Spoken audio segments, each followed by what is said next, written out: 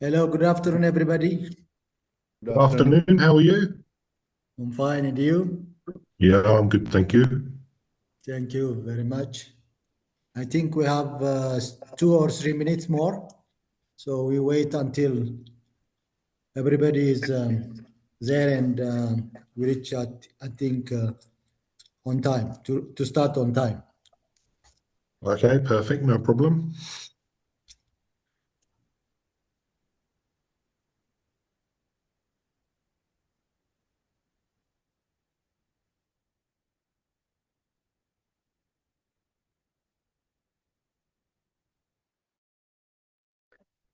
I see only 11 participants out of 40, so we may wait for some times.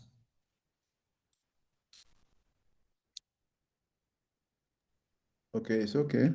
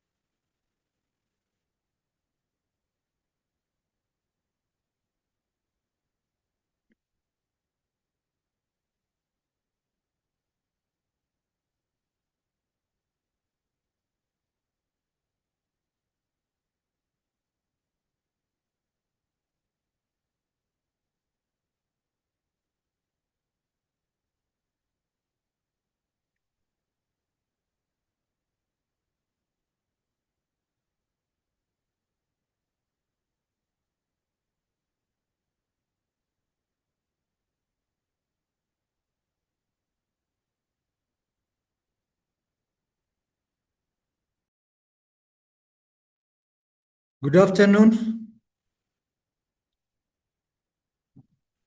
Good afternoon. This is Ambas from Ethiopia, Hawassa University. I will take moderating today because Yitna is not around for today.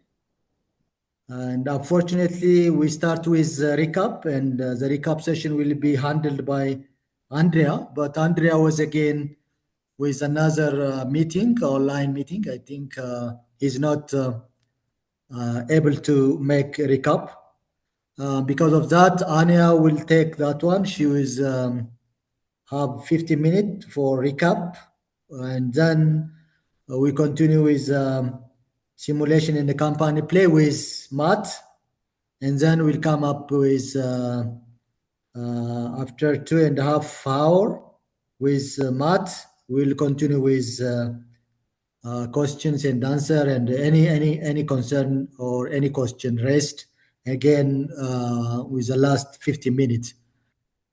So I'm not sure that there are only 21 participants now is online, is participating now out of 40. So shall we start or shall we wait maybe 2 or 3 minutes more? What do you think? Best, I think we should start because I'm doing the recap, so everybody who's agree. interested in the simulation part can have some minutes to join. Okay. I would not wait any further, I think. All right. So I will give you the floor again for you. Recap, you have 50 minutes. The last, I think it says recap for the last 2 days. I don't know whether it's 2 days or one day. You will made it actually. You can make the recap now. Thank All you. right. All right. Thank you, Anbes. What we've done for the last 2 days was on the first day, I gave you an overall overview over the structure of the program, and that was followed by Andrea's presentation on virtual facilitation and so on. And let me just quickly dive into that, what we did. So I showed you this structure of the program, which has 3 tiers. One is the self-learning platform, one is the company play with an entrepreneur, and the third one is the mentor sessions that we are talking about. And if we look into that in more detail, like we also had some time to look at the mentor session outline, which we touched on, in my opinion, a little bit too briefly because of the rush time. So I said, like, let me take you through it again to remind you what the sessions are about. So the first week is actually for the kickoff meeting, where we will give participants an orientation into the program and also like some digital tools that they will need to join these online meetings. In the second week, the topic in the mentor sessions is self-awareness and intercultural teamwork. And there we want to help participants discover themselves and also themselves as part of their culture. In week 3, we then move on to innovation and global teamwork. And there we start exploring the tools that we need to come up with a project, with discovery tools, problem-solving tools, and so on. In week 4, then we focus on civic participation and leadership. And there now we want to help students shape their project idea, find real issues, and see how they can have an impact in their civic society. In week 5, then we go into innovation into practice. And this is the week where we want to bring everything that they've learned together and help them shape up their pitch deck so that it is complete before they go into the last week, which then is focusing on the simulation. That is what Matt is going to take us through today. And the whole thing then ends with one session where we all come together, celebrate our successes, reflect, do an evaluation, and hand out their certificates. So that again is the outline of the program, the flow, so that you are reminded of that. Then we had the session that was led by Andrea, and he talked a lot about what is the difference between a facilitator and a moderator. And we also had a short discussion in groups about the different roles and the different approaches of both. So with the facilitator more being in the process and in talking to a larger group and facilitating the whole running of the course, while the mentor is more focused on helping the participants individually or as a team grow, discover, and it is more in a guidance role. He also talked about the skills that are needed. He took quite some time to take us through that. And then he also gave us a checklist. How do we know that we've been successful in our work as facilitators and mentors through the program? So this is something that we should keep reminding ourselves after each session. Did we achieve this? Did this happen? So I just thought like I'll bring it up here again to give us a quick reminder of that. And then on day 2, Jitna took us through communication, online presence, and managing discussions, followed by my own presentation yesterday on mentorship. Things that stood out for me from Jitna's presentation were the essential communication skills that he was talking about, verbal, non-verbal, but also very important for this program, the digital communication skills that we will need. And he ended his presentation with the remark that it's important that even if we have to manage maybe difficult situations, dropouts, conflicts, that we should always use these as an opportunity for learning in the group. Bring it up, bring it to the surface, find the root cause, and make a learning opportunity out of these maybe even difficult situations. Then I talked further about communication, and I brought up the communication model where we have those 4 levels of communication and also the 4 different communication styles that we talked about. And then I talked about how to ask questions, closed-ended versus open-ended questions, if we want to bring out more detail, more information, dig deeper into what the other person is talking about. We also talked about active listening. So it's not just to listen for the moment where the person has a quick break so we can dive in and chime in with our part of the story, but that we actually make an effort to listen, to understand what the other person is trying to say. And then we had a video on feedback that did not work, and I hope with the new settings that I created, I can share that video with you now. Anya, Yes. sorry, Anya. I don't know if I'm the only one, but there's like an echo happening. It's not from me. I have only one mic, one laptop. I can hear an echo. If somebody has their mic open, please somebody close all the mics, because I cannot close the mics from where I am right now.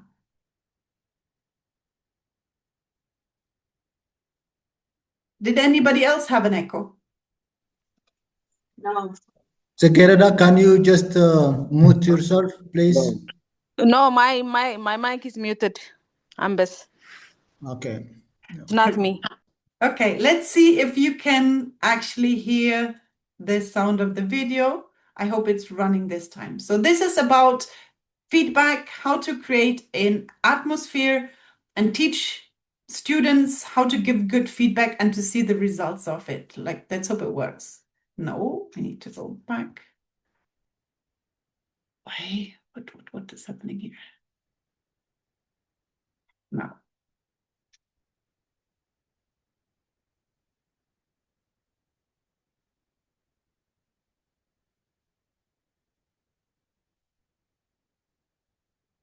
What would you guys say to teachers if they're not getting high quality work? Could they learn something from this? And what would you say to them that they could do differently in their classrooms? This is a story called Austin's Butterfly. And it's a true story about a first grade boy, and his name is Austin, and he goes to school, or used to go to school, in a town called Boise, Idaho. And in his class in Boise, Idaho, they were studying butterflies, and he had to do a project. His job in first grade was to draw a butterfly, and this is the butterfly that he picked. Austin had to use this photograph as his model, and he had to draw an accurate scientific drawing of this butterfly. This is called a tiger swallowtail. I knew it! Can you tell, Toby, why it's called tiger? Because it kind of has the stripes of the tiger right there. Good. So here was Austin's job. He was supposed to do a scientific drawing of that butterfly. But remember, Austin was only in first grade. And you know what he did? He forgot to look like a scientist carefully. He got his paper and he just started to draw the image of a butterfly that he had in his head. And he wasn't looking like a scientist, and so this is what he drew. Whoa. It's not bad, and it is a butterfly, but does it look exactly like this? No. No, it doesn't yet. It doesn't look exactly like this yet. And so they didn't look at this and say, good, Austin, you're done. They said, Austin, good start.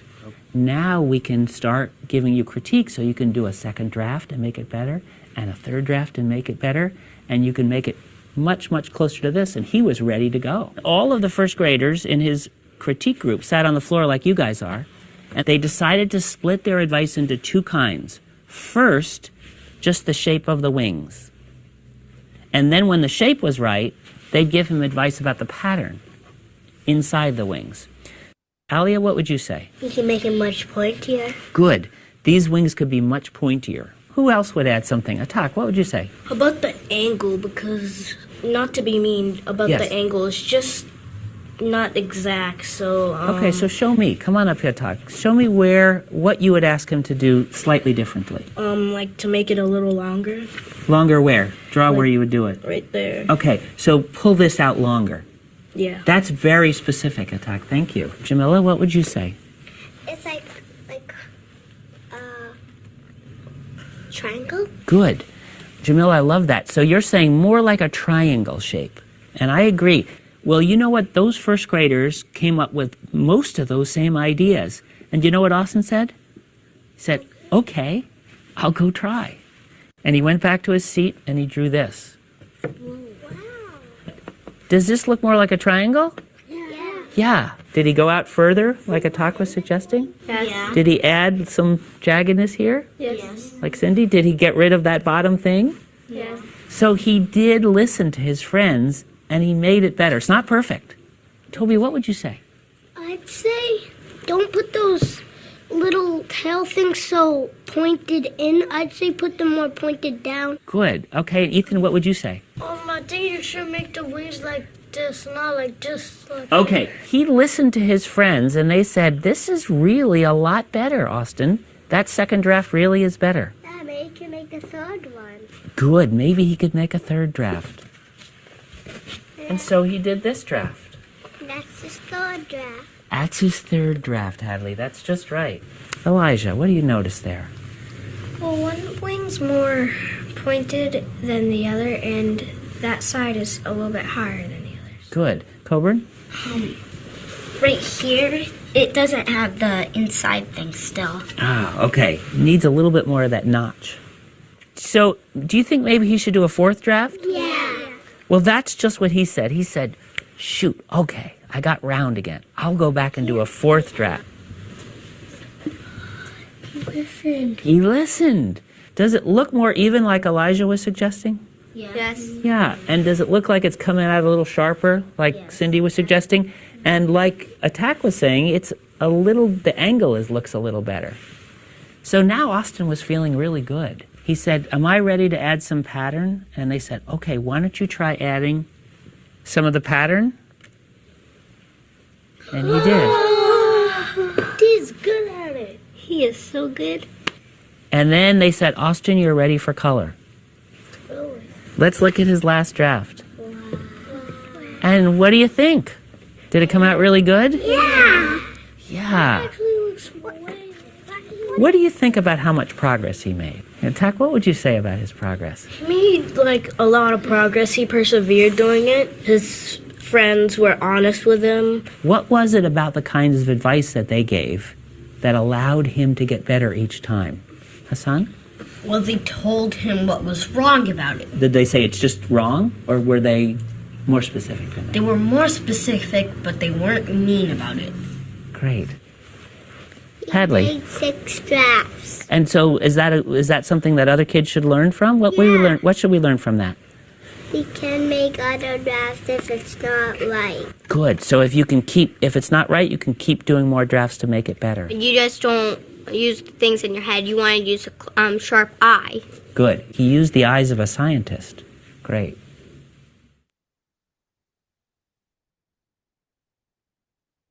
So I hope you enjoyed that video. Were you able to see and listen well?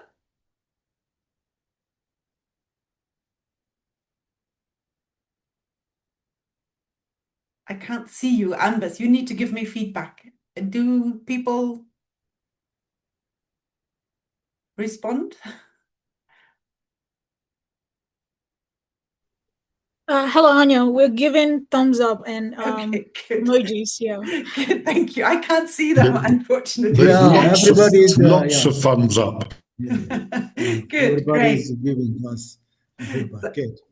I enjoyed it. Yes, I really love that video, and I think it's a very important part also that we should share with our participants to encourage them to use feedback to make their own drafts of their project better and better and better. Okay, so the last part that we looked at yesterday was cultivating an inclusive team culture, and we had a couple of suggestions how that could work. Let me just bring them up quickly. And one of the most important things is accepting that we are different, but that we are equal, and that we should avoid assumptions about others to not restrict our thinking. Okay, so this basically concludes my recap. One of the things that we also talked about was avoiding people dropping out or losing them. And one of the most important tools for that was check-ins. I hope you remember that. Just asking them for their opinions using emojis that I couldn't see right now, or quizzes. And this, now I just quickly go through this, brings me back to this.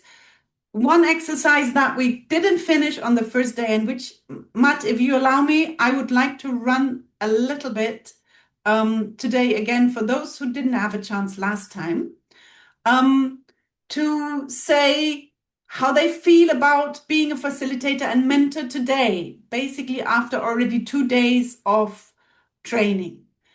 And I will still try to see if I can pull this up on a...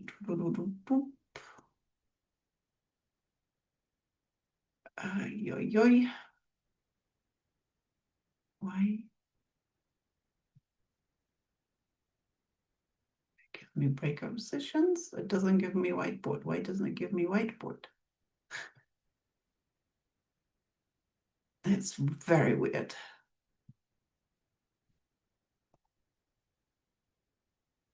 Okay. Let me stop this and see if I can bring up the whiteboard then. Yes, here we go. Let's see.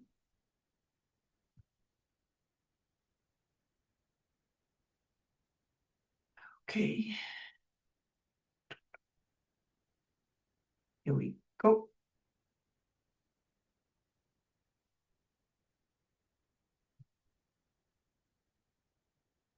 Here is the tree. Can you see the tree?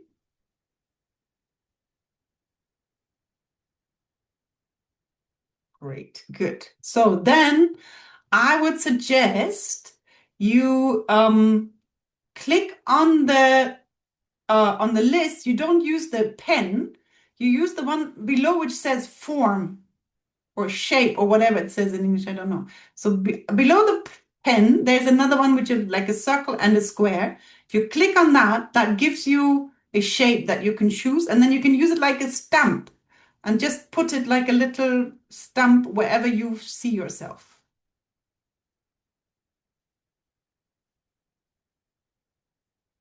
Like I see myself kind of here. Don't make your shape too big. Just make it a little stamp thing.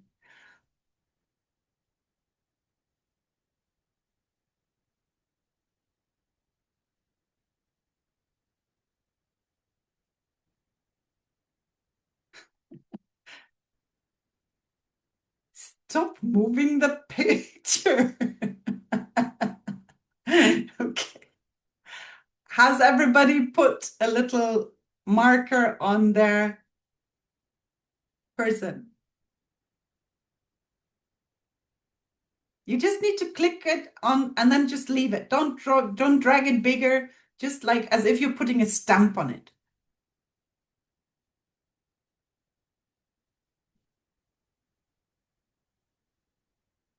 Yes, Damian has put a heart there. Great.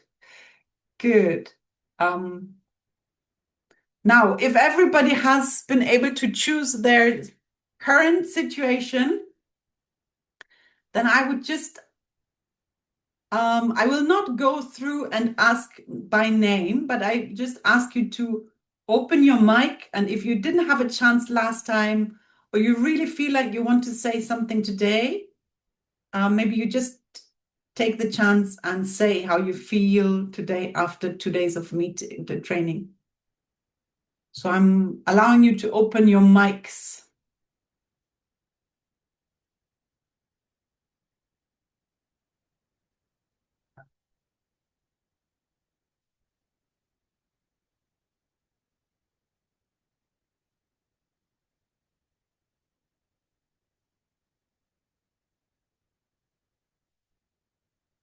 Who wants to start?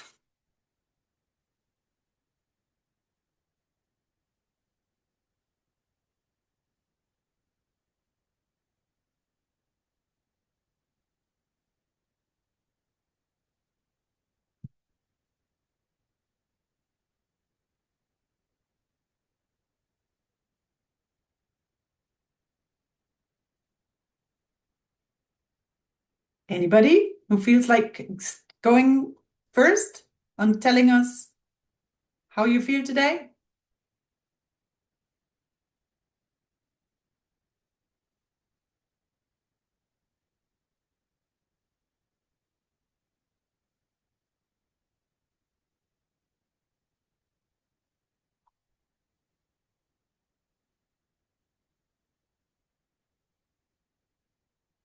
Do I need to call names? I'm sure somebody. Otherwise, Hello? Yes, go ahead. yes, please. Yes, okay. So I think that at first when we started, I was there with the two people hugging, or rather holding each other. And then today, I would think I'm probably a little bit higher than I thought. So maybe somewhere a little high after training. So I think I'm quite ready. I think what I thought I knew, I did know. So it really, the training almost reiterated things, and what you didn't consider as a skill or as an ability, I see that it actually was. So that kind of reassured that I am able to do this, and I quite more or a lot more confident than I did at the beginning. Thank you. Thank you. Great. Good. Somebody else? Okay, I would say that I think one of the big things I've learned is that in this group we probably have lots of diverse skills that's going to help us all together. There's probably not one person on here that knows everything, but between us we've got the skills to be able to facilitate and mentor how we want to in the program. I certainly know I don't have all the skills. I know that for certain, because I couldn't move the little blobs around just then. Thank you, Nwat. Somebody else? Maybe somebody who didn't have a chance to speak last time.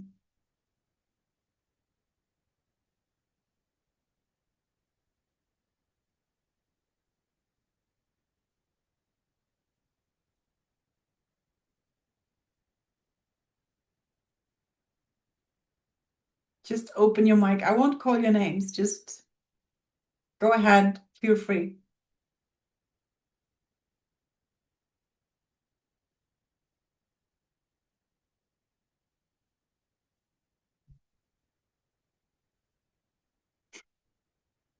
Okay, you positioned yourself, but you don't want to tell us about. That's also fair enough. Then I will close this. And I will just say again that you don't need to worry if you don't remember everything. You will be given a handbook that recaps everything that we've covered in this training and maybe a little more. And with this, I am ending this. I just have 2 more informations. I want to take a group picture. So if you could possibly, let me just take a screenshot of this, what we have. If you could possibly open your videos, your cameras, so that I can take a screenshot. That would be nice. So we have a picture to document who's been here. Please, everybody, open your video. The upper half is coming. Ruth, Ayanda, Sarah, Getnet, Yitna. Oh, Yitna's not here. Where's Yitna? Londeka. Yeah, yes, I see you now. I made it on, unfortunately. I don't know why it's not. Can you see me? I made it on the mic because the internet connection is so weak, so automatically I close that one. Okay, Damien. Damien, can I see you? We have Pascalina Fezeka still missing, Sarah still missing, Kokomani still missing. Okay, let me then. Corley, do you want to take the screenshot yourself directly, or do you want me to do it?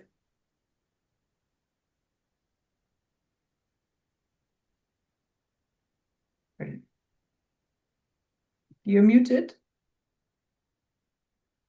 You can take it, Anya. Sorry, I'll also take one. So just both of us do it. Okay, good. Okay, guys, smile. Great, good. Okay, and the other, you may switch it off again for the sake of the internet connection. And the other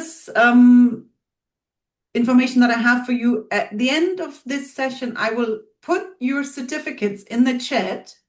You need to find it from there. They will be in alphabetical order and download them. But I also give you a link to the AgriMocks platform where you can download them again if you miss them from here. Okay?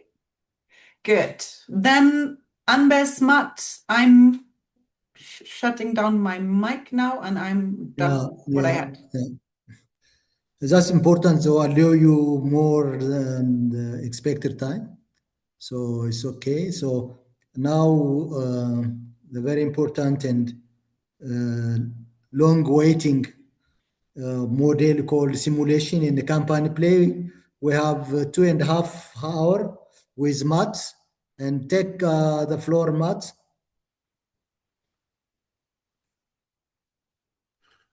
Okay, thank you very much. Who is the host? Can you allow me to share, please? And just so you all know, when I said I could hear echo, I realised what it was. I'd logged in twice. And it took me ages to work out what happened. I'm thinking, why am I the only one? So, yeah. But anyway, thank you everybody for coming. Thank you, Anya, for that recap. And I must say, it's helped me a lot. I just want to get my...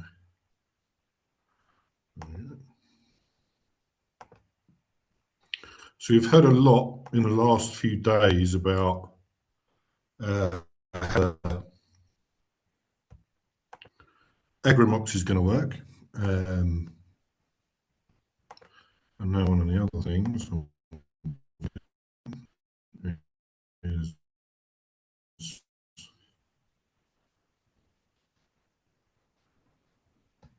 it's not sharing my... Why is it not showing my thing? Okay. About the simulation, which goes right at the end of the program, the AgriMocks program. I think one of the backgrounds to AgriMocks was that I was on a webinar, and I can't even remember how many years it was ago. And it was with BIFOR, if everybody knows who BIFOR are in Bavaria. And it was for an Ethiopian delegation. And one of the ladies on there, Melanie, she started talking about a virtual exchange. And I'd never even heard what the word was.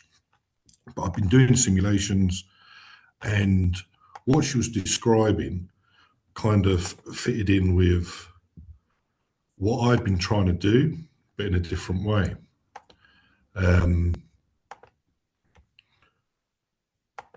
so what I wanted, I contacted her, and she put me in contact with Weihenstephan, with one of the guys there, Dragan. And we were talking, and we kind of like thought we could put this program together. But Weihenstephan are more agricultural based. Well, they are agricultural based. So I went to Germany, and we spoke about it, and we put partners together. And we contributed from both sides, speaking about potential partners and what this course could look like.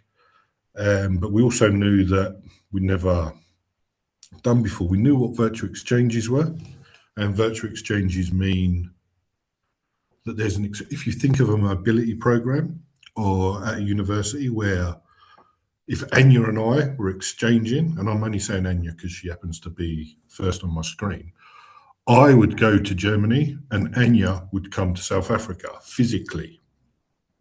So I would go to Germany for 3 months and Anya would come to South Africa to experience what it's like to be in another country. Now, the drawback of that is the cost. It's very expensive. And in South Africa, and right across Africa, there's a big need to get international exposure. And I knew that Free State had done a virtual exchange, which was called Ikudu. And they had done that, I'm trying to think how long ago, maybe 2 years ago. And I started speaking to someone called Cornelius Hechmeyer, who was in charge of the intercultural office at Free State. And he put me in contact with people from Free State and give me a few ideas on what we could do. And they said, yeah, you can do it.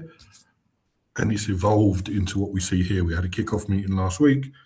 Last year, sorry, not last week. And here we are now starting to roll the program out.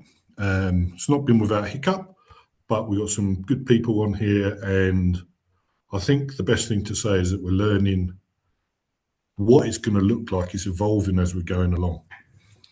And my part in it, when I say mine, I mean one of the reasons I was brought in was because I do a digital simulation. And what I'm desperately trying to do is share my PowerPoint, but for whatever reason, it's not share. And I don't know why. It's never done this before. So I'm going to try quickly again because the slides that I've got slides and I've got video. Quite a few videos, maybe 4 or 5 videos. I also want us to play around with simulation. I need everybody to see what it looks like. There's no pressure anybody to say they don't want to. Something is fine, I promise. And there's people on here from Ethiopia. Oh no. What's happened there? Oh, you're joking me.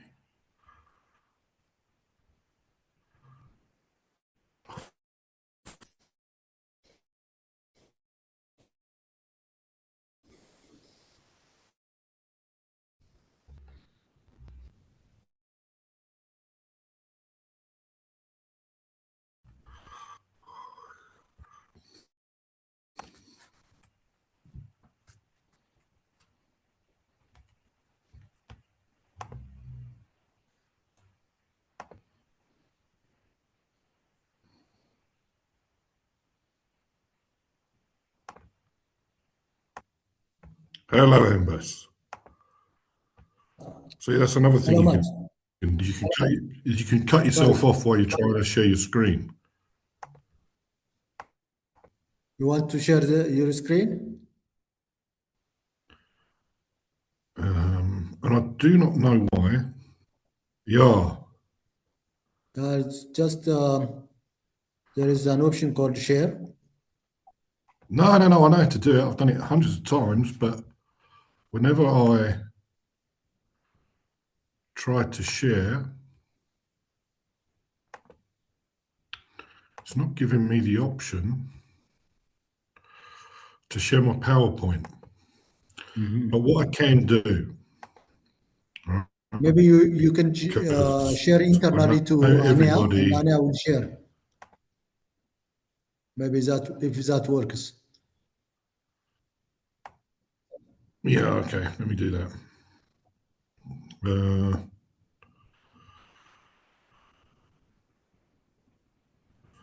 let me put it in the chat quickly. Absolute disaster.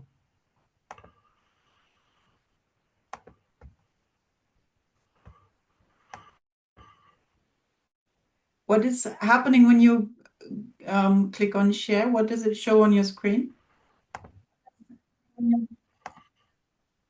It's literally just showing the screen I'm looking at. Oh, but you have your PowerPoint open? Yeah. Yeah. First, yeah. So when I click share, if I share what it's allowing me to share, we're just going to be looking at this again. Oh, See that? that's weird. So that And it's like the only thing is then.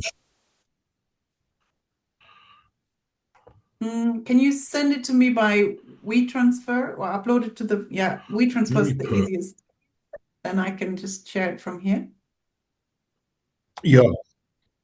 But what I'm going to do, I'm going to put into the chat. Yeah. I am doing this by the seat of my pants. Is I'm going to put on, it's a dummy login for the simulation. Okay, and I will try to remember how my presentation goes, because then I can just talk to you. Okay.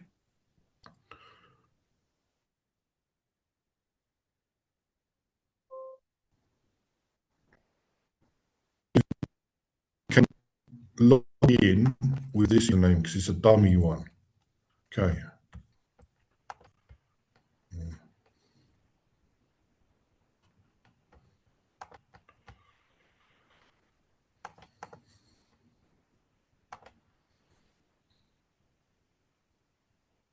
Yeah. Can everyone see that in the chat? The www.sims.biz? Yes. Yes, it is visible. Okay, so if you click on that. Okay. And then it'll take you to a screen that says username. You just put in coffee demo 1 and the password is run1. And now, Anya, can you share that screen? Yeah, sure. That you're looking at? Yeah. I will do that. Yeah. Yes. And the screen you're going to look at is going to be it's a demo of the simulation and what a delegate would see. And what is very important is to remember is that there's two views to the simulation. One is a delegate view and one is a facilitator's view. And the one we're looking at now is going to be a delegate's view. All right, let me share.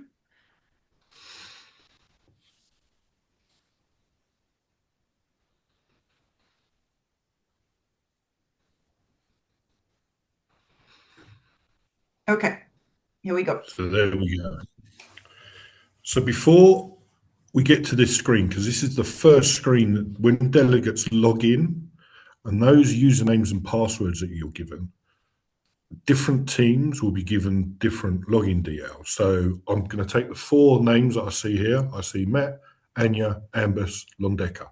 I don't know what countries we're in. I know Ambus is in Ethiopia, Anya's in Germany, I'm in South Africa, Londeka and Shelley, I think, is that a South African name, Londeka? Yes, it's South African. I'm in South Africa. So there we go. So are you in the Free State? No, I'm in KZN. KZN, so there we go. So there's a totally different part, but we could be in the same team. So we would supply myself, Anya, Ambus, and Londeka with the same username as password because we're in the same team. And then we would come onto this screen. But by now we would have done an introduction with a video, and I'm making videos for everything that I'm going to show you today and that we're going to do. So one thing I've picked up on the sessions is that doing things, as a great example would be that you can't share your screen with Zoom, is that trying to do everything synchronously is going to be very difficult. So I've made videos of everything for all the delegates, exercises, introduction, everything. And I'm going to discuss with the steering committee how we're potentially going to do it. And then also for facilitators. So there's going to be facilitators manuals, there's going to be dummy logins, they're going to have their own logins, how to use the platform. And we'll put those on Moodle so everybody can look at it. But I'll also say, right, there's going to be 2 hours available on Tuesday. And I'll say to Anya, we'll put 2 hours so we can all learn together, or maybe just Anya turns up or Ambus turns up with Anya, so that we can all learn it together. Because the best way to learn these things is to actually do them. They're not difficult. It's very, very, very user-friendly. Ambus, Yitna, and Tarisu in Ethiopia can use this after, and they've run maybe 4 or 5 sessions. So one side of it that we're going to see now is a delegate view, and then we'll look at the facilitator view. So Anya, if you don't mind, I will just take everybody through what this screen is. So on the left-hand side, you can see it says welcome in orange. And in the middle of the screen, it says coffee shop simulation. That's where the information that on the screen where the delegates are will be. So if you click on introduction, so introduction, they're given information on what they've got to do. And this basically says they're setting up a mall in a coffee shop in a mall, and they're in teams, and you've got to make decisions. Now, why we're not using an agriculture one in this, I'd actually like to ask, why do you think we'd use a coffee shop and not an agricultural related simulation for AgriMocks?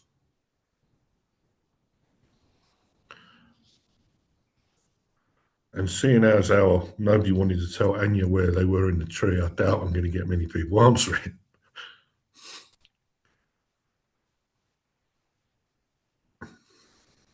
Anybody? Why use something that's non-agriculture for an agricultural course?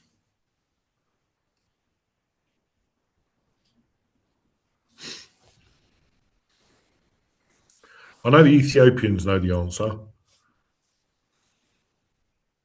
Yitna?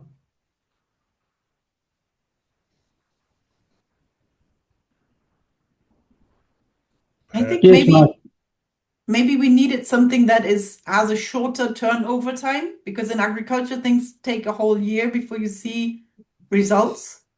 Yeah, could be. So Yitna, why would we use a non-agricultural simulation for an agricultural related course? Maybe the cost of delivering such trainings might be higher, and to minimize it and for easier understanding. I mean, the content. Easier understanding is definitely one. But one of the main reasons is that if I said we're going to do an agricultural sim and we've got agricultural students, all that will happen is you'll spend 3 days trying to facilitate a process where everybody's saying that the process is wrong. Because to have an agricultural simulation, you'd need a meat one, cheese one, dairy, loads of different scenarios that fit into agriculture, and the value chains are so vast and so complicated that the simulation would be too complicated. We want something nice and easy. Everybody kind of knows a coffee shop, and it's going to be easy to facilitate. We're trying to learn this, so to try and do something too complicated wouldn't be fair. It wouldn't fit into what we're trying to achieve with the course, and it wouldn't be fair on the facilitators. We've chosen something that, in my view, is one of the easiest ones to facilitate, but it's also a very nice one, because one of the major outputs of AgriMocks is intercultural dialogue. That's probably our North Star. That's what we're aiming for. We want delegates to communicate across borders with each other. If you go back to what I said about the physical exchange, we've always got to remember that a lot of children and youth are not going to get the chance to go overseas. This could literally be their only chance to interact with somebody in a course, an educational course, with people from different countries. So if we always keep that in mind, and we're always thinking what we actually want to do is get people to talk, then the simulation will become secondary. It's just the tool to get people to talk, and that's what we want. If you go down that left-hand side for me, Anya, sorry. Yeah. Where do you want me to go? To how to use? Whatever one you want, yeah. There's a question there from, is it Daribi? Yeah, there is a question. Yeah, it's not question, but I want to share something. Maybe agriculture is it requires a large investment. So in addition to what you have said, so I think the coffee shop is very simple and the low investment, and we can, and also in addition, everybody knows, I think so, about the coffee issue. Everybody using coffee, so it's a very common issue. But agriculture, some people maybe have no experience with agriculture. So I think that's why this is better as a simulation here. So that's just to share my intention for how this non-agricultural simulation for agricultural students. So this can be also an additional answer. Thank you very much. Thank you for that. So yeah, so if you can see our Anya is pressing the button, so she's saying get started. She could go down to team name, summary overview. If you go down to summary overview, whatever one, you can see that the screen keeps changing. Now, the delegates we're going to have on here are going to be young. They're going to find this very easy. So setting the scene, they know exactly what they got to do. And one of the things you'll probably hear me always say is frame something. Yeah. Now, Anya, if you go to the top right where it says next, blue box, by clicking that, you can go to the next screen. So as a delegate, they can move through it as the computer probably wants them to do in an order, or they can click on the left as Anya's been doing, and you can go in and out as you please. Now, along the top, you can see in that brown box, Anya, it says M1. Okay, so that is month one. That's the first round. We are going to be playing in rounds. And the point of the simulation is so that you build on knowledge. So if you think that our delegates are coming through MOOCs, they're already going to have knowledge, but they've not applied it. So in this, when they run the simulation and play the simulation, they're going to be applying what they've previously learned. So, for instance, I was looking at, say, segmentation. So if you go down to customers, please, where it says customers on the left, and then you go next. There's three different types of customers that come into your shop. There's friends, shoppers, and workers. Now, given the information, teams have got to segment their market, and they've got to look at what ones are they going to actually prioritize to try and get into their coffee shop. And there's no right or wrong answer, because the way that simulations are designed are so that you're supposed to test. You're supposed to test theories and see how concepts work. So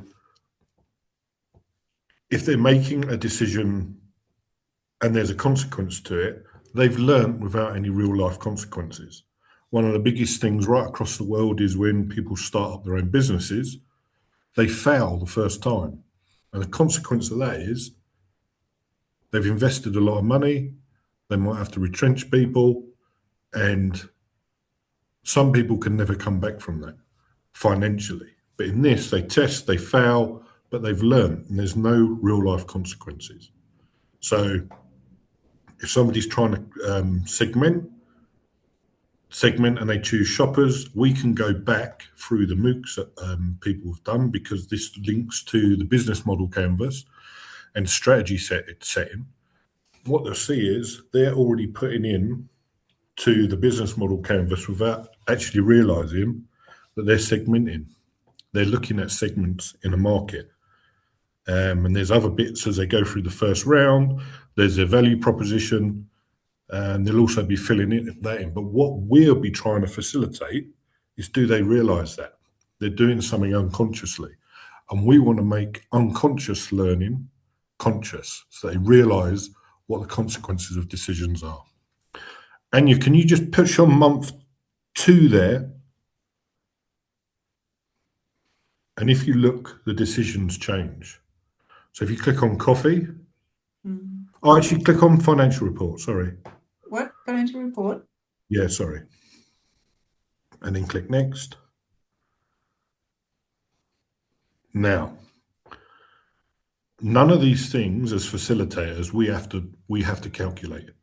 The system does everything. And I promise you, if there's people in here with no business or financial knowledge, it doesn't matter at all. Makes no difference whatsoever. This is not a finance course.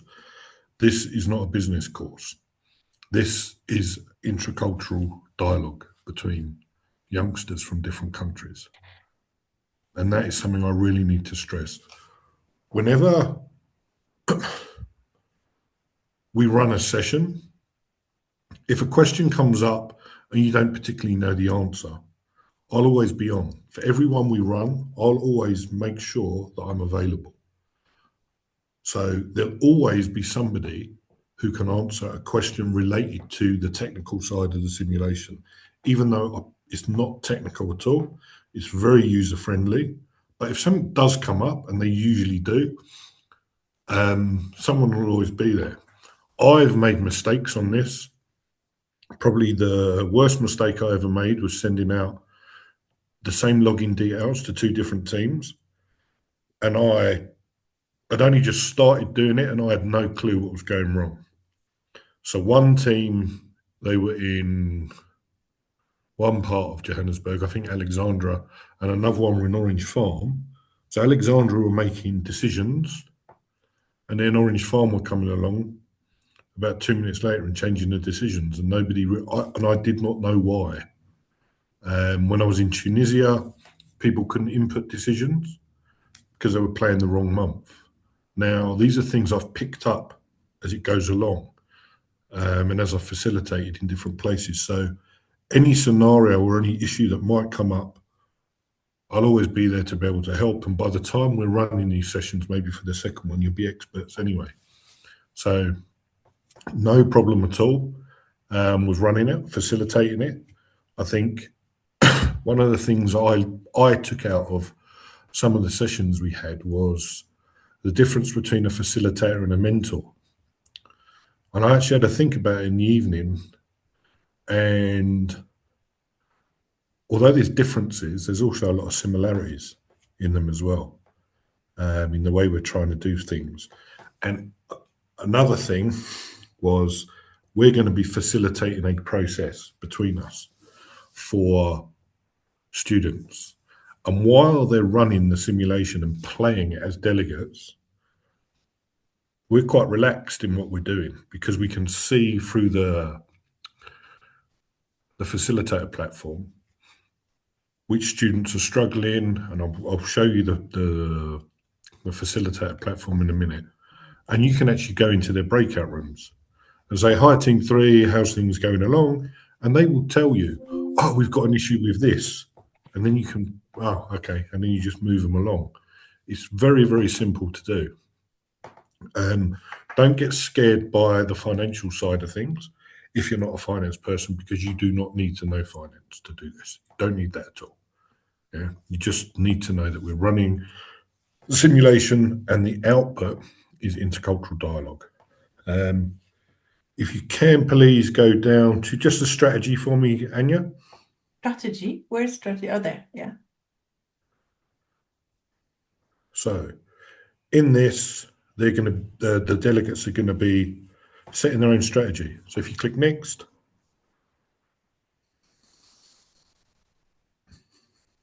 in this they put a strategy in.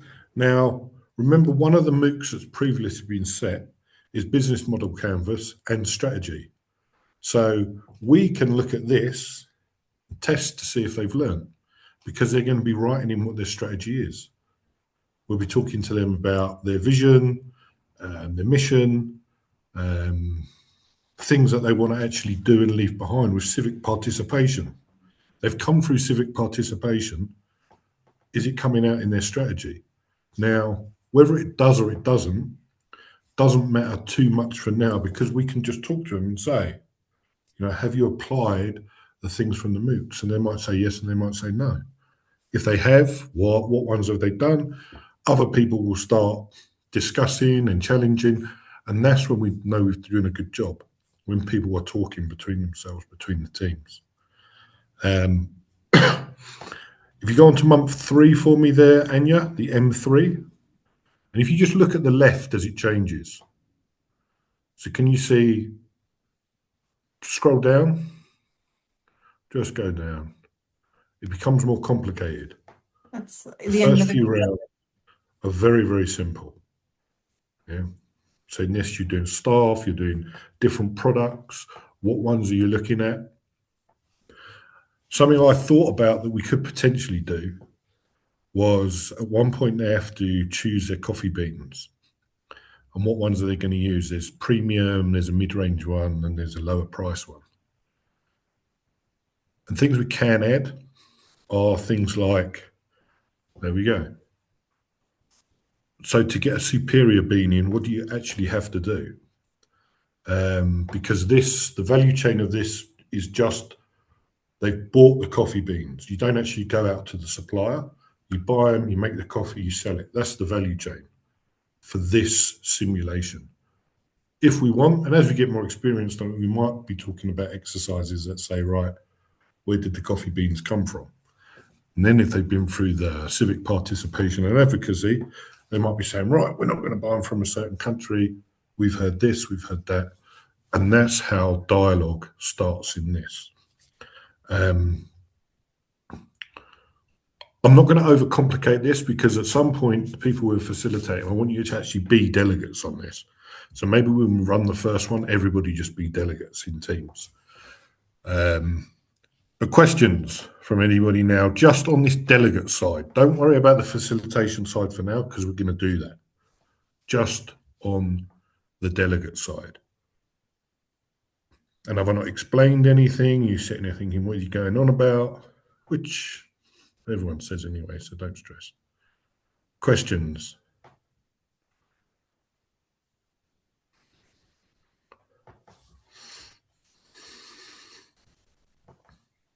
No questions. So all experts. I think you better explain, Matt, about what are delegates. Are they the one who are going to? I need, more explanation for, what is delegate first, and then this is activity for delegates, what we see now, but you need first, what are delegate mean? So please tell clearly about that. So delegates are people who are enrolled on the AgriMocks program.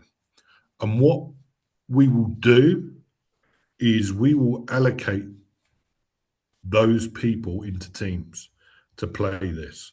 So again, if myself, and again, I'm going to keep saying Enya, Ambus, and Londeka because you're on the screen in front of me.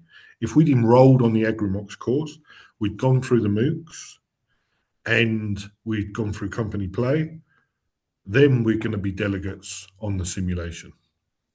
So that is a delegate. It's like a student.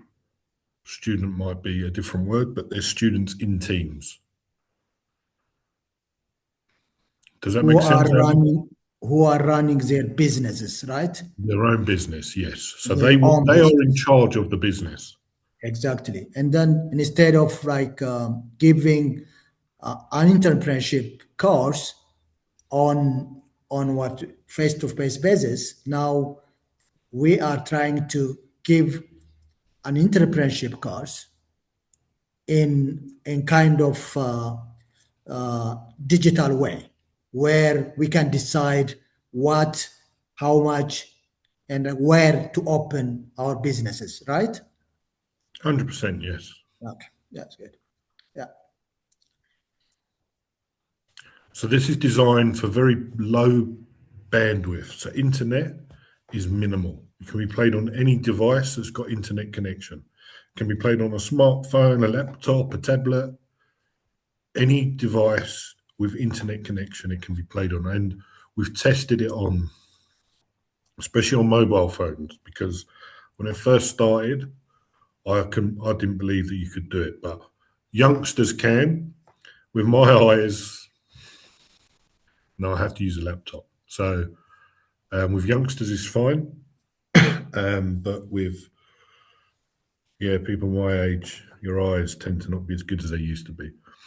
But I personally have run this in different countries across Africa for foundational entrepreneurs, so startups, for people who are at growth stage, maturity stage, decline stage.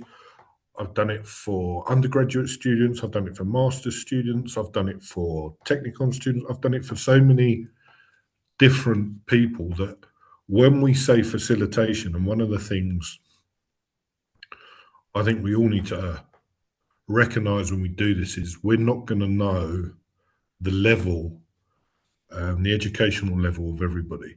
And we need to be very conscious of that, in that it's probably better to keep things simple. And then when discussions come out, then we can let things go as the delegates let it take it. Any more questions? Matt, is there also a French version of this? Or a possibility to translate it? Yes. French one does exist. Great. I didn't translate it, luckily enough, so it makes sense.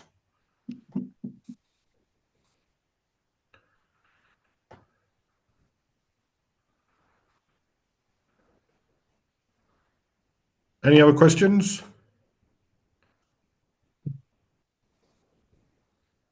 Okay, so what happens at the end of each round is, Anya, if you go right to the bottom, you don't have to click it, but you can see where it says submit your summary and then submit. Summary of decision, submit your decision. Yeah. So what a team would do, and it's not going to let you do this because it's a dummy one, but is it coming up? Have you clicked it? I clicked it, but we didn't make any decision, do we? You should show a screen. So anyway, so this is the screen they'll come to. Submit your decision. Okay, next. And then no, don't click next. Oh, am I wrong? Should I go back? Fine. But everyone saw the screen. And what happens when it's live, because remember this is a demo, is there's a square on the top right where it actually says submit your decisions. And then it asks, are they sure? And then once delegates have submitted, the computer waits for every team to submit their decisions, and then the computer works everything out. And I will show you the Facilitator platform in a minute. But what we normally do in between rounds is now we'll start a discussion. And we'll start saying, let me just go along. I don't want to pick on anyone. But you'll say, Ayanda, how did you find it? Richard, how did you find it? Team 6, how did you find it? Was it easy? Was it hard? And people start, and they start having conversations about what had happened, and you get the competitive people telling you they're going to win. And it's not about winning. This is about learning. But something I've found in the past, one of the most difficult things to manage in a simulation is competitiveness. Because it doesn't matter how many times you say to people, this is not real, people go into win mode. And you have to learn to smile at it, because if you don't smile at it, you'll end up fighting the tide. And I think, as we said yesterday, how do you deal with a dominant person? You know, possibly asking somebody else, but sometimes you just can't. You can't say to somebody, stop being competitive, when they're competitive.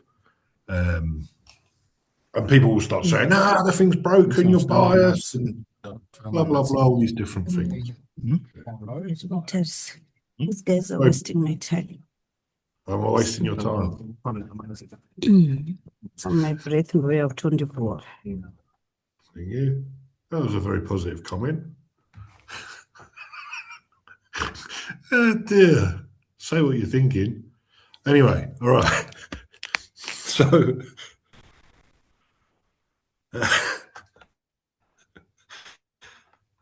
what I'm going to do now is, if you can, oh dear. 20 years ago, that would have really thrown me, that. I need to find the demo login because what we're going to do now is we're going to go on to the Facilitator platform. So, Anya, if you can close this screen for me. Completely? Yeah, please.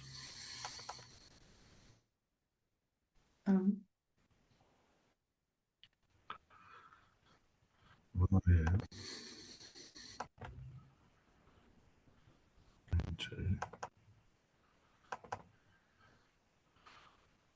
All right, so here's my passcode. So this is one passcode.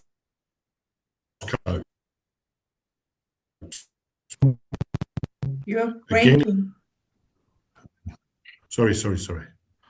Just going to say, if you don't mind, I'm going to put in the chat again.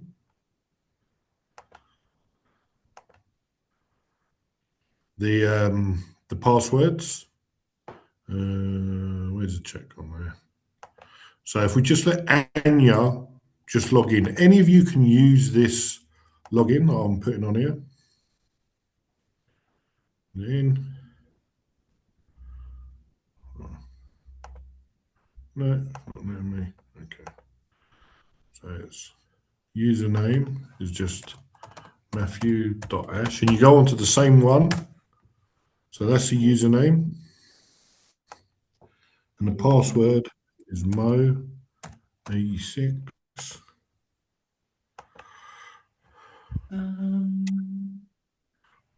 Retrace. Okay. Password is? It's that Mo86 / retrace. I'm seeing it. Okay, thank you.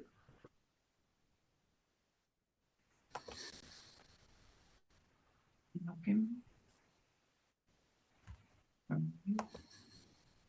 And now let me see. Go back here. Okay, what's that question there? I've got a question there from Priscilla. Now you should. Are there any questions before we move on?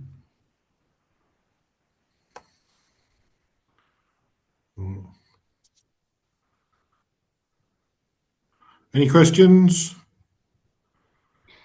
Will we be able to get the whole simulation before the classes start? Like, will we get an opportunity to go on the platform to play with to figure it out and all of that? Yes, 100%. Because what happens, and that's a good question, is you only ever see the delegate's view once. And if you've never seen it and you've never played it and you've never experienced it, you can't put yourself in the delegate's shoes. So it makes it more difficult to facilitate. So I'm going to suggest that at one point I run maybe the first pilot that we do, that everybody who wants to facilitate it actually plays as a participant. And I'll facilitate it with the guys from Havasa, because that way you'll get an experience of it. And the only way to do it is to do it. So will you get a chance to play it and play around with it? 100% you will. You can join as a delegate, as a live delegate in the team, so you will be making your own decisions, or you can use that demo login that Anya just used, and that will allow you to play around with the system as well. Playing around with it on a demo and experience it as a delegate are two completely different things, though, because you need to see the consequences from the results of the decisions that you've made.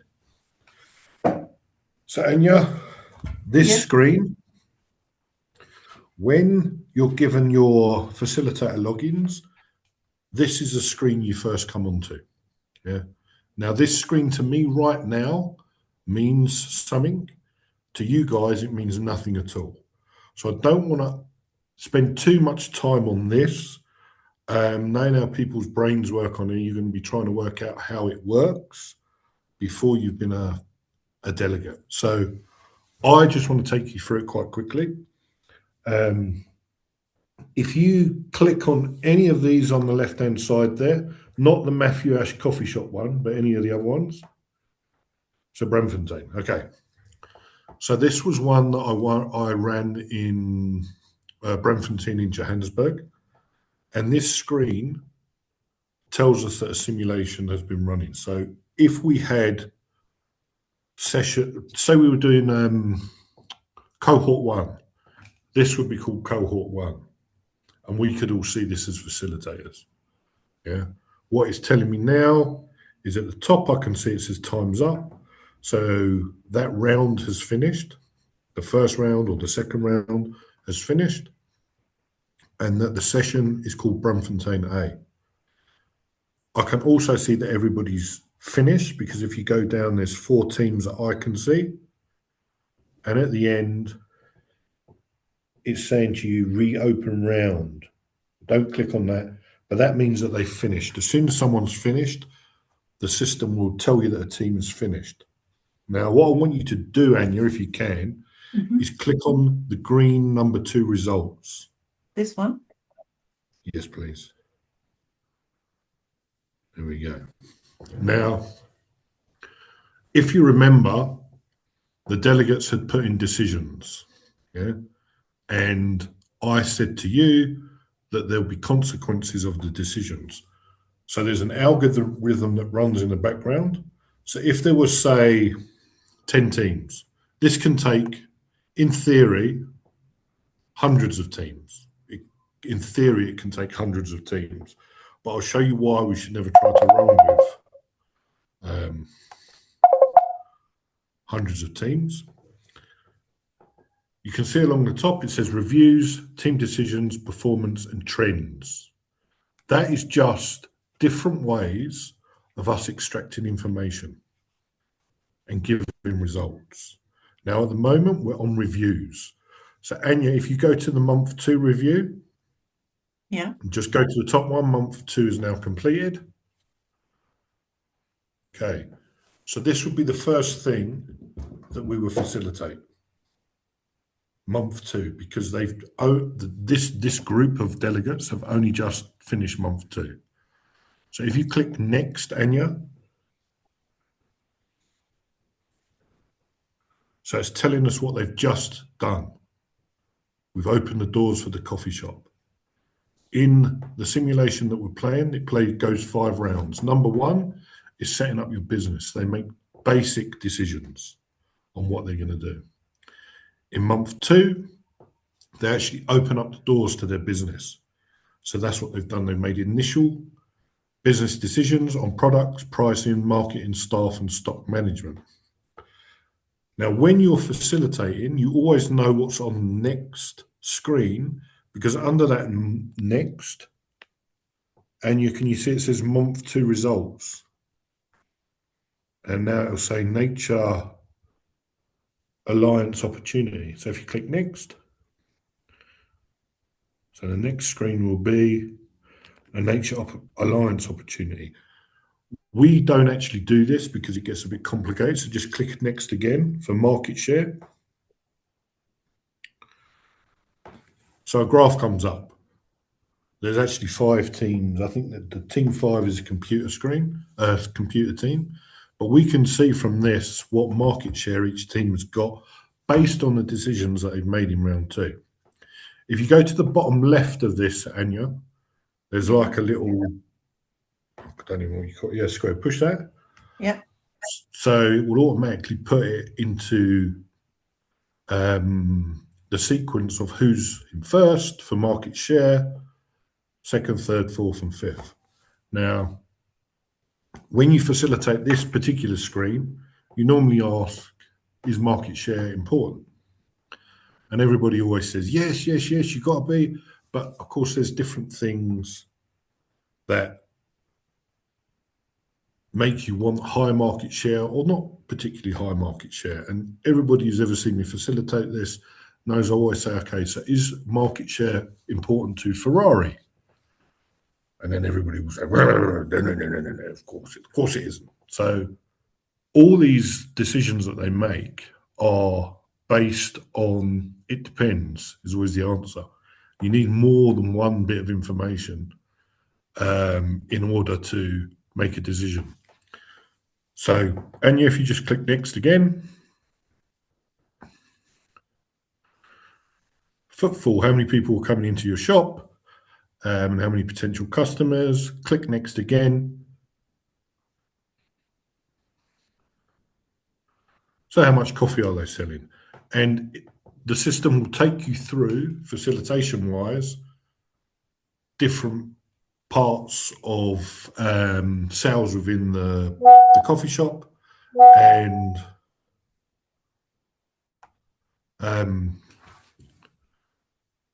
what consequences there are. Now, that is a review. If you can go, please, Anya, just to team decisions very quickly. And again, this is another way that you can present decisions to teams and what they've done, because you can see, if you scroll down, you can see their strategy that teams have put in. And the people who had facilitated earlier sessions might look at their strategy and say, but I thought you were going to put in something more complicated, or realize that teams don't actually know what the strategy means. This tells me I can see how many teams have prioritized each segment. If you look at the bottom of this, where, sorry, I'm in the wrong bit. Sorry, scroll up. I can see 3 teams, because you would prioritize 1, 2, or 3. In what order do you want to prioritize the friends, the shoppers, or the workers? You can see here in the red, 3 teams have prioritized workers, 1 has prioritized shoppers, and 1 has prioritized friends. You can see 3 have gone second. Number 2 for shoppers, 1 has done it, that's team 4, has done it for friends, and another one. So there's 4 for shoppers, sorry. And if you keep scrolling down, all these things tell us different bits of information. What coffee beans teams have selected, how much are they going to charge for their coffee, what cold drinks range are they aiming to go for. If you just keep scrolling down for me, what sandwiches range they're going for, how much they're charging. And one of the things I used to really struggle with this was interpreting the data. Some of the best and most effective ways you can facilitate this screen is just to say, what do you see? And people will start answering questions, because there's 2 reasons for that. 1, you want to get them talking, and 2, because you can't see the answer yourself, because there's so much information that can be going on here that you might, 1, not be able to see it, and 2, you might be interpreting it the wrong way yourself. So, Anya, if you go up again, So that is actual decisions that teams have put in. If you click on performance now,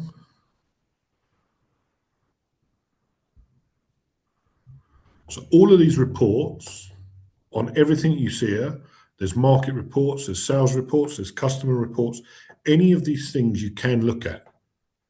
The thing, all you have to remember is you've got the ability to do it. I very rarely get asked to go back and look at the market share for workers or any of these things. So all you need to remember is that this information is available. And if you scroll down again for me very quickly, How far? and in the business, yep, that's it. If in the business report, if you can click on the profit and loss. Now, if you wanted to make it a finance course, you could go through the profit and loss statement with them. I sometimes do. Well, no, I normally do, but we don't necessarily have to for our purposes. What we want to do is get teams talking. This might be a bridge too far. And when we do the pilots, we'll probably decide between ourselves what we do or we don't want to do. Now, I can facilitate this quite easily and I can go between the rounds. But if as a group we're not comfortable doing it, we don't have to do it.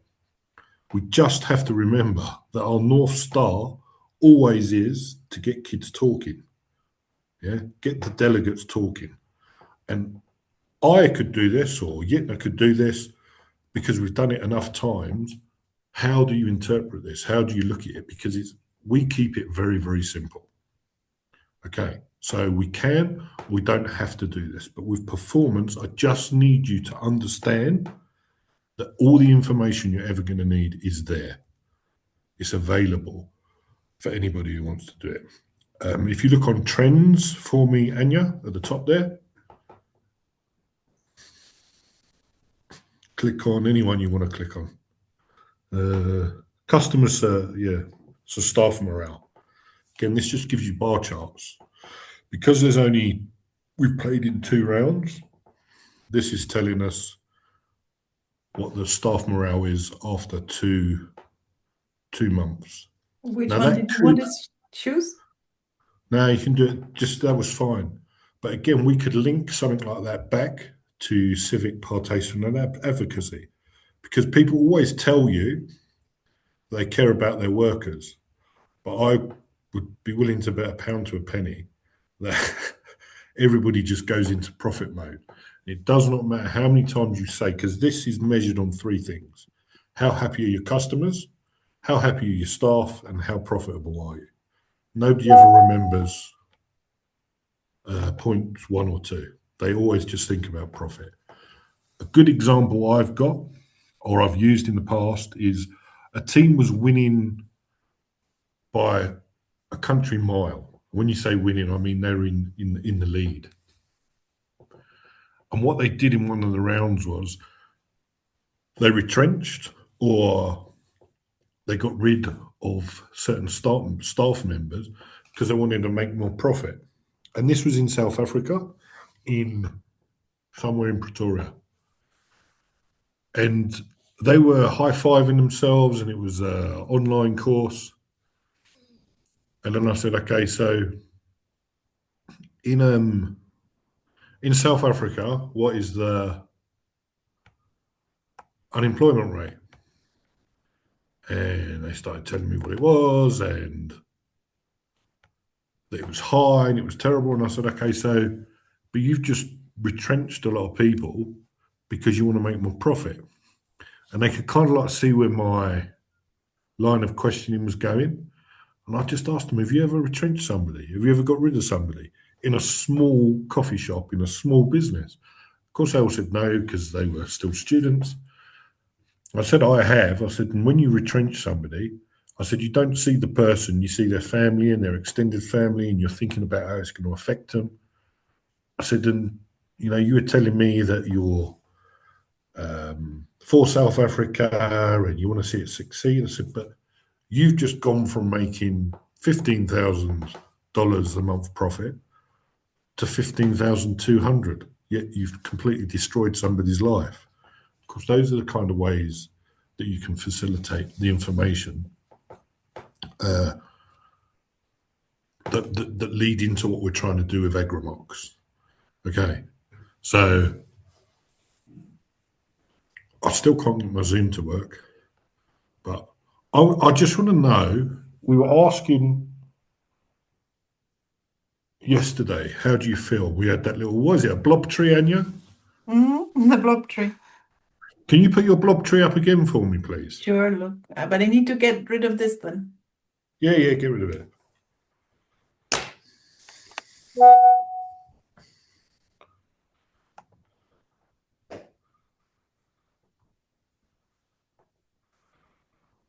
Here we go. Oh, we had to press H.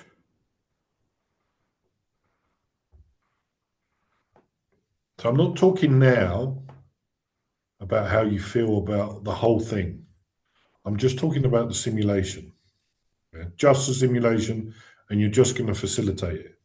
If you was going to put yourself in one of those little men there, where would you be? Just doing the simulation. If we were to say to you, okay,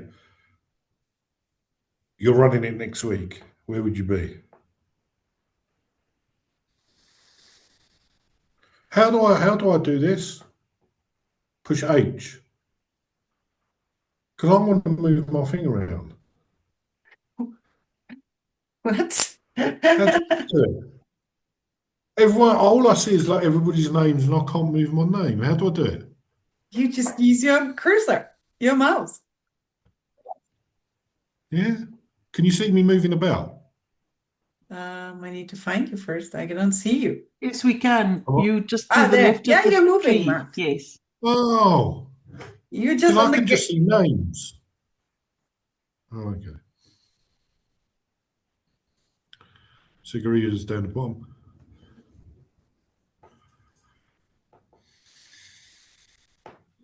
People need to stop moving the page in the picture. I know, it gets so confusing.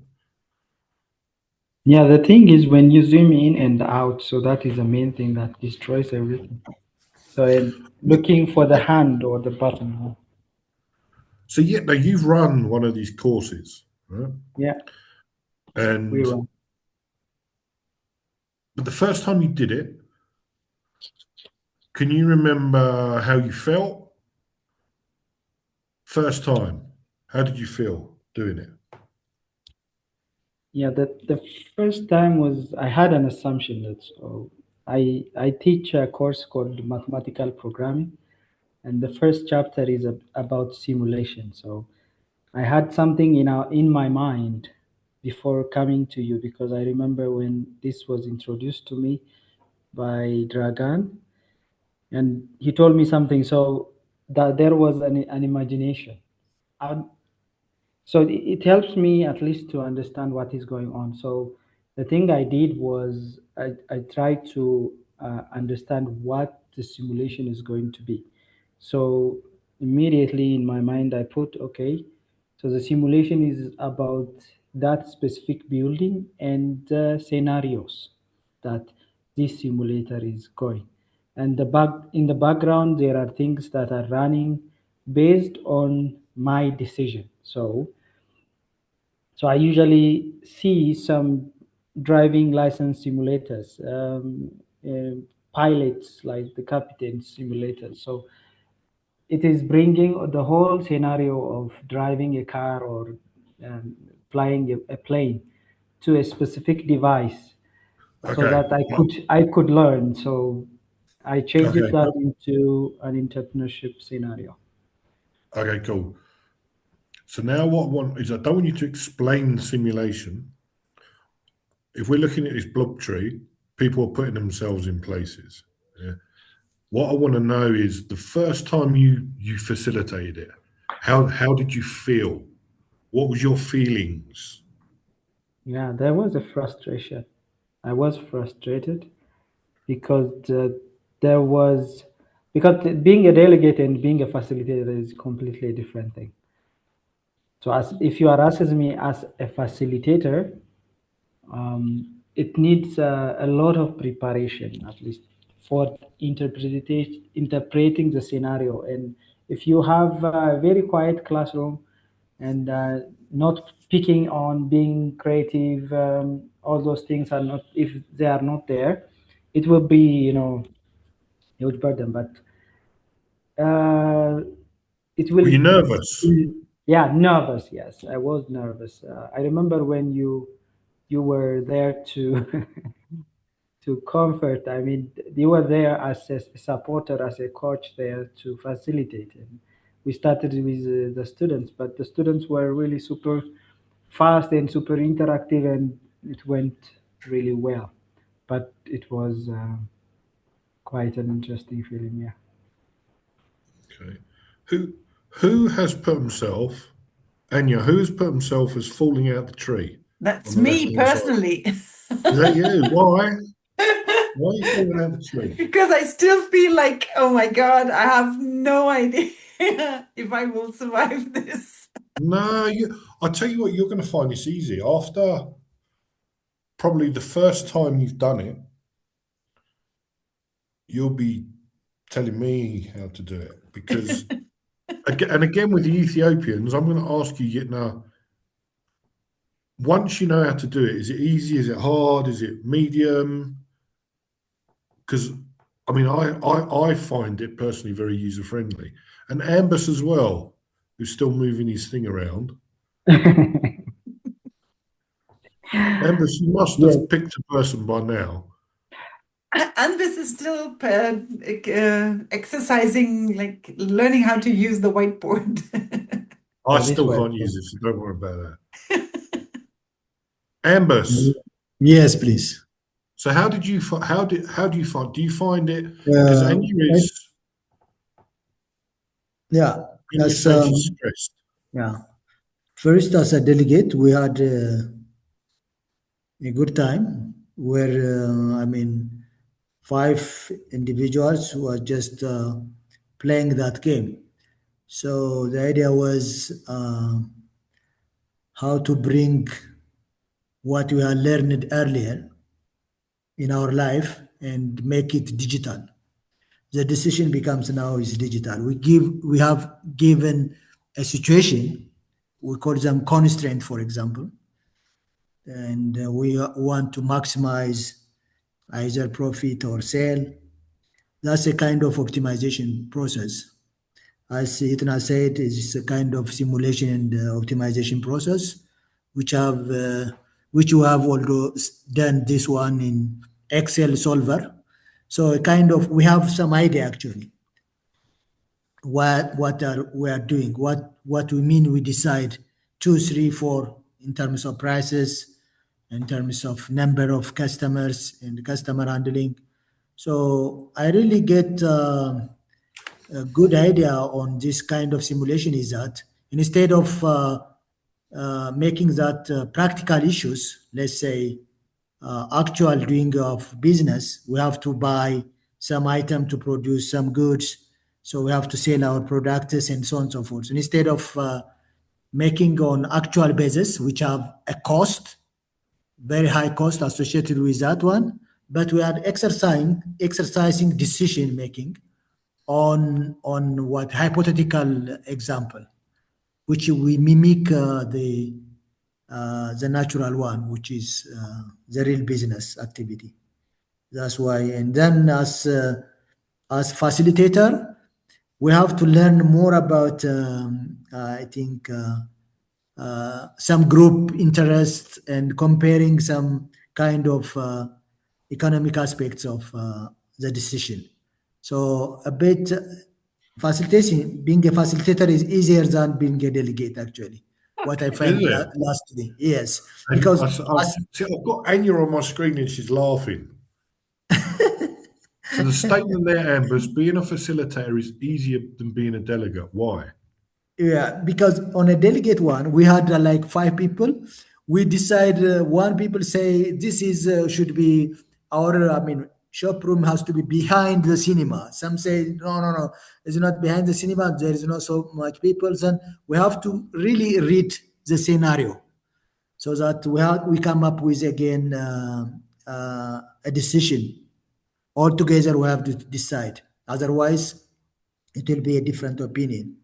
As a facilitator, I think I mean, the only thing that we should know is the interpretation of the results. That's, I mean, more or less, it's a few concepts over there. And as economist, I can understand even most of the concepts there, what's going on. So that may help me. Being a facilitator is better than being a delegate, because being a delegate, we have to see all the details. You have to different scenarios, and we have to assume that about competitors as well, what other people are deciding on that issues. So I think what's very important that you said, Ambus, and I appreciate your comments, is it probably is easier to be a facilitator than it is to be a delegate, because I've been thinking in my mind, how do we do this? And what we can do is one person can run exercises while the group of facilitators go into another breakout room, and we can discuss the results ourselves, because we'll be able to see the results before the delegates will. So we'll be able to analyze and interpret ourselves. So I'll be there, Ambus will be there, Yitner will be there, and we'll all be able to look at these things, and we'll all be able to work out together how we interpret the results. So I'm not phased about anybody on here being able to do it in the slightest. I learned it quite quickly. People that I've taught, I've been able to do it quite quickly as well. That's not a concern for me at all. I think where the biggest things that we're going to have to deal with is, it's not a simulation things, it's tech things, and timing, how we ensure that everybody's together. And that's going to be involved in when the simulation comes on, but we'll probably have overcome those barriers by the time we get to it. So am I worried about people being able to do it? Not in the slightest. The people on here, not at all either. I think I've always tried to look at what a blueprint for a facilitator is, and just by being on here, you fit the bill just by turning up to the sessions. As long as somebody is prepared to sit and listen and just play around with the system, then you'll be fine, because the biggest mental barrier is the tech side of it. But the tech side is so user-friendly, by the time you've done it once or twice, you know it. It's easier than like some of the Microsoft packages by an absolute mile. And there's nothing at all to be concerned about. Can we put our little blob tree back up again, please, Anya? Yeah, sure. I do want to hear some questions. People must have questions. Mark, Tirasu, yes, sir. can you hear me? Yeah. I have one important question. What do you think? Do you think that being a delegate is so easy than facilitator, or the vice versa? What I'm thinking is that just to make this simulation is very interesting. Much role is expected from the facilitator, As a delegate, when we are playing the game, just we make a decision. But we have to learn from that. Each and every decision, we have to learn something, yeah? So what I'm thinking right now is there are three key views that we are going to talk as a facilitator. We have to identify important points. We need to talk for the delegates. Otherwise, I feel that the delegates are not going to learn from their decision. I remember when we are giving when we are introducing this simulation for us, we were making a decision, but we learn more when you describe each and every decision we made by interlinking each other. So what I'm thinking is there are points that we never miss when we are facilitating. Am I right? So I'm expecting from you a document which helps us to facilitate this simulation. For instance, there are some important words we need to understand. For instance, footfall, what does it mean as a facilitator? Because it's very interesting just for the delegates. What do you think on this? Well, so my first question to you, Mr. Tirasu, is how many times have I explained to you footfall personally? But just to make this simulation more friendly, we have to exercise day to day. Yeah. You know, I'm joking to a certain extent because you always ask me that same one. But what I am going to do for all the facilitators, I'm going to make videos on everything so that people can just watch them on their own. So the part we just went through about interpreting results, I'm going to make a 5-minute video on that. Some of the things as you go through the system, there are, and footfall is a good one, although I was pulling your leg to a certain extent. You know, footfall is not a common term. And what it means is just people that come into the shop. It doesn't mean people are buying, but it always gets asked what it is. So all I need to do is just send something out, and I'm going to do it on what these terminologies mean, because until you've been through it, you're not going to know what you don't know. So I'd invite everybody just to send me through and say, right, can you explain this? Can you explain that bit to me? And we can do it. Part of what I've learned in this is how to make clip champ videos, and it takes me something simple can do in 20 minutes. So to try and clear those logs, because you asked at the start, is it harder to be a delegate or a facilitator? When I first started simulations, they were board-based. And we're probably talking 15 years ago, we used to use chips and tubes and spreadsheets that didn't work. And it was so hard to facilitate because you're always worried that something was going to go wrong. Then I would have said it was very difficult to be a facilitator. Now, because of the way that technology has moved, you don't need to worry about calculations anymore. That's completely taken off the table. So it's probably more difficult to be a delegate.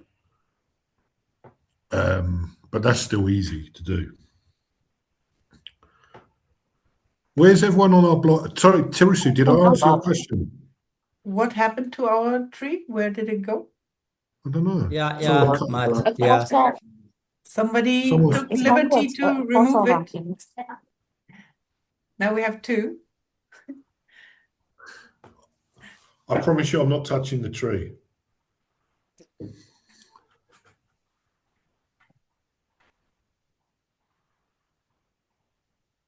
Matt, you have one more hour, please. One more hour? Yes. I've got what? You have one more hour for, the lead. You are the lead now for this kind I know, of. and I had all these videos and everything, and I can't share my screen, so. You go through what you plan to do for today? Well, yeah, so we've just done it a bit differently. I've done it on the fly. Because I had the North Star, and I want to know, and I'm going to ask a few questions, because I need to know that people understand. When we talk about the AgriMocks North Star, and by North Star we mean what we're aiming for. What is our North Star? And you can put it in the chat, you can do whatever you want.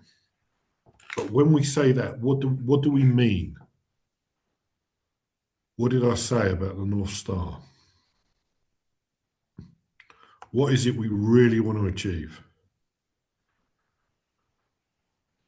As facilitators, when we're facilitating this, what do we want to do?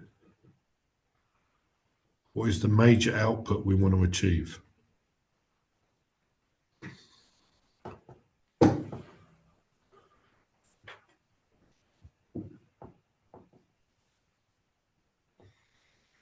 Anya, get participants to talk with each other about the topics. They come up. We want them to talk. That's what we want to do. That's the major output of this. Be digital mentor or facilitator. That's fine as well.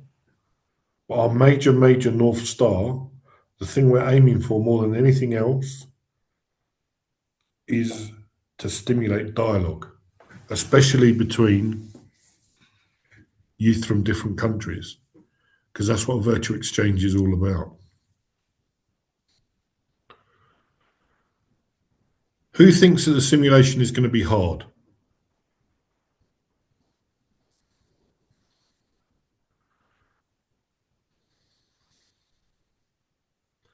Ambus, not me. It's because you've done it.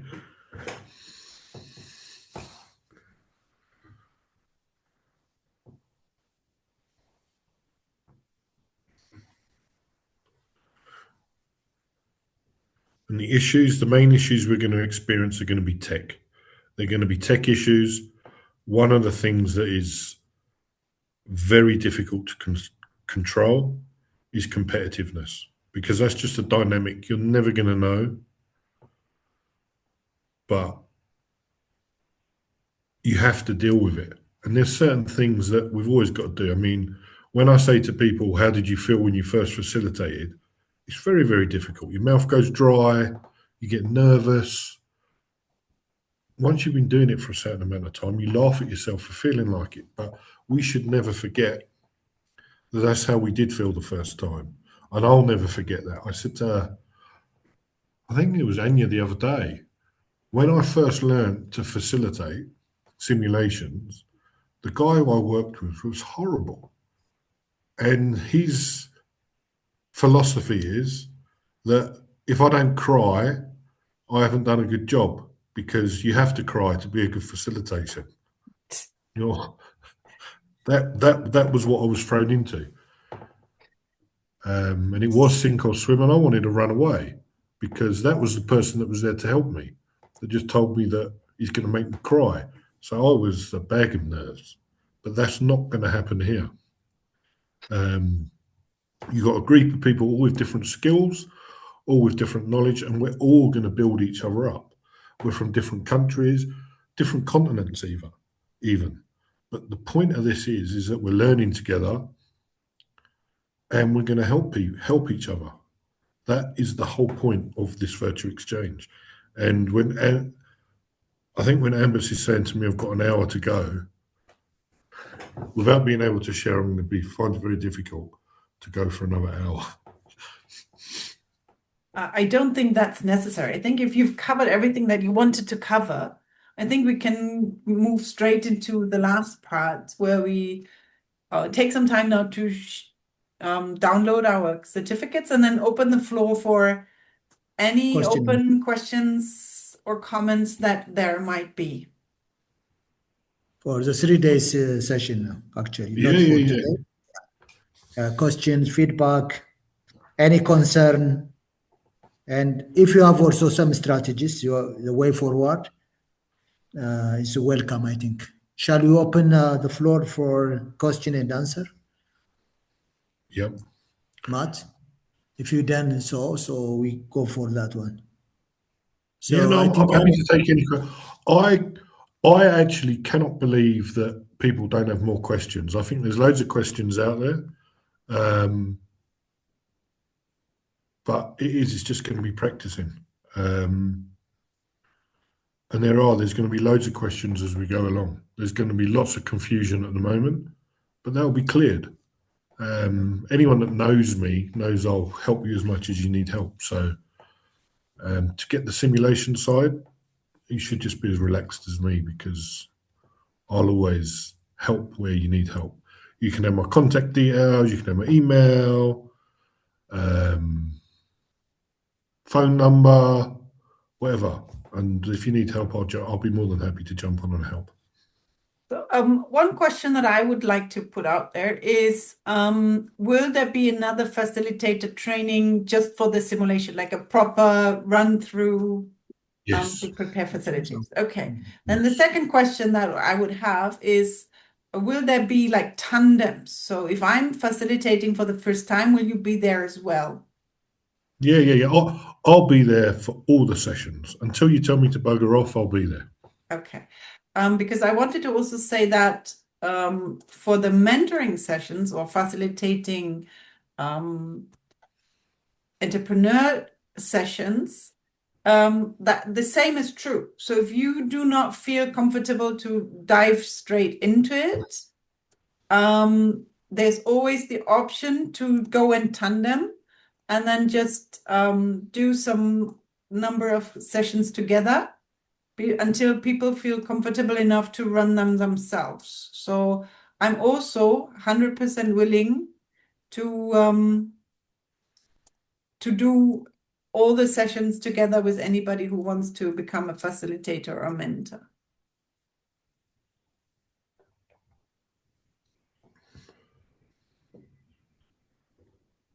So if you can check the chat. It says only the content can't be viewed. Content can't be viewed, why? Don't know.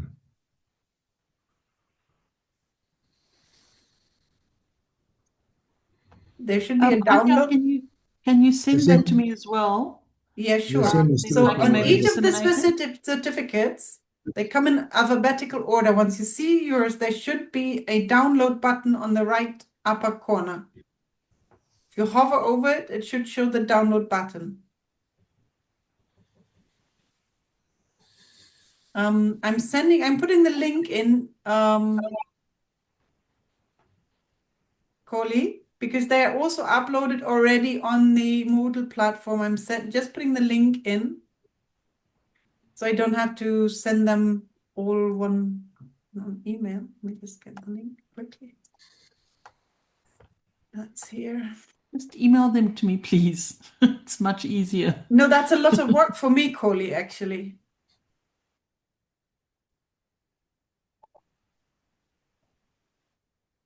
So here's the link. Okay. So if you can't download them from here, you should be able to, what does it say, Damian? This content can't be viewed here. Why? Weird.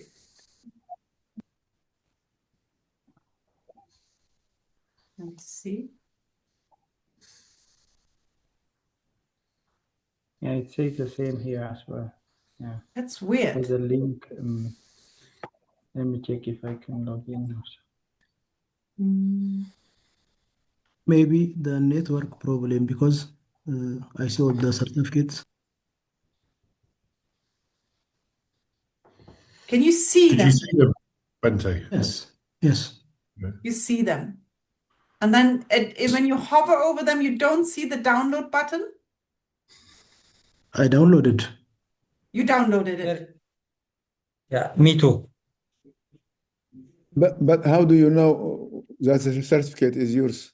You see the name. They come in alphabetical order and then check the name. Okay. Yeah. It could be, I think, internet problem. I guess I'm not able to download it. It takes to the AgriMock web page, but still it is running.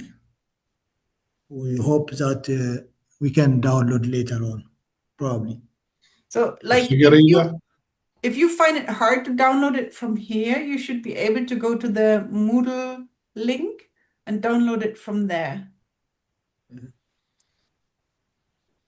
Am I understanding this incorrectly? But I don't think everybody who's taking part in this have access to Moodle. I have set the settings in such a way that they can create a guest account easily. Segurito, It's very complicated. Yeah, there was This some. is very complicated. There is some error in my certificate. You put my grandfather name instead of my father name. Can you correct that, please? not now, because I've just used the names that as they were in the registration. I have to go back to the certificates and change it later. I can't say change it now. Corley, the problem is I cannot put like a lot of data in the emails. I have to send them to you one by one. I won't do that today. I can do that tomorrow.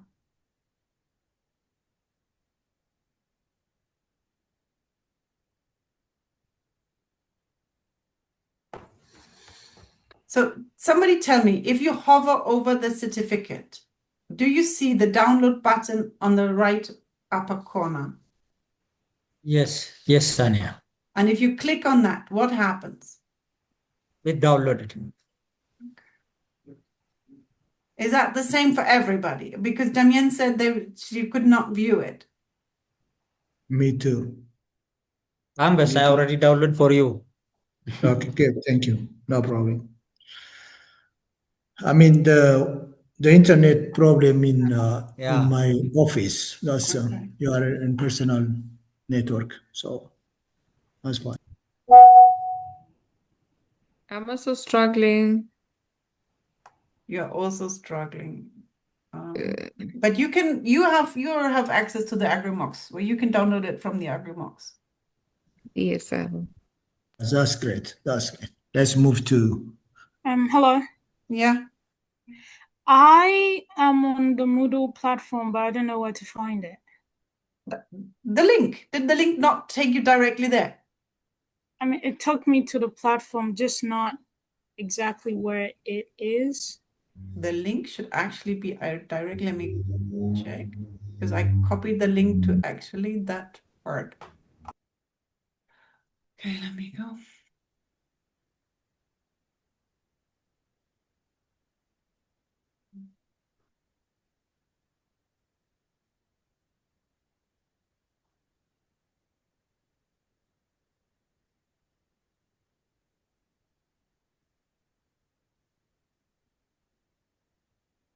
No. Wait, I need to log in. Give me a sec.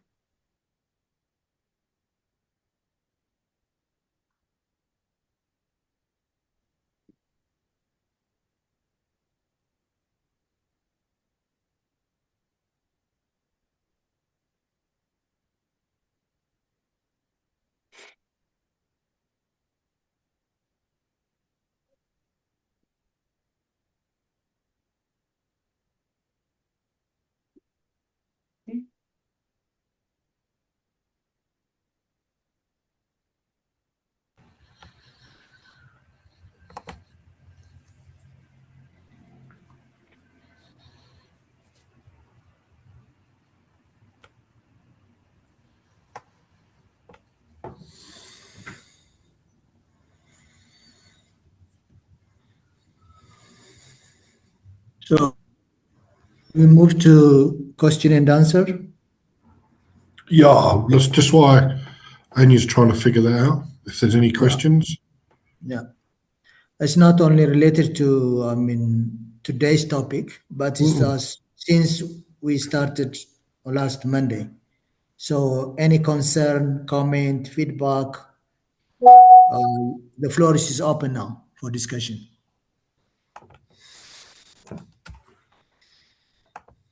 I posted the link again. Try, Damien. All right. Okay. Yes, thank you. This is the one. Thank you so much. It works now. Yes, it works now. Good. See? Yes. We have the technology. Advanced technology. I mean, Ani upgraded us to some level so that we can download now. Upgrade.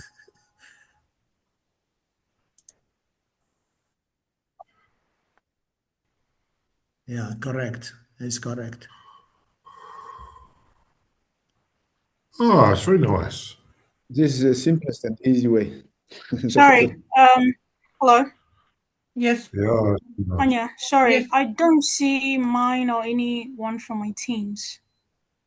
Let me see.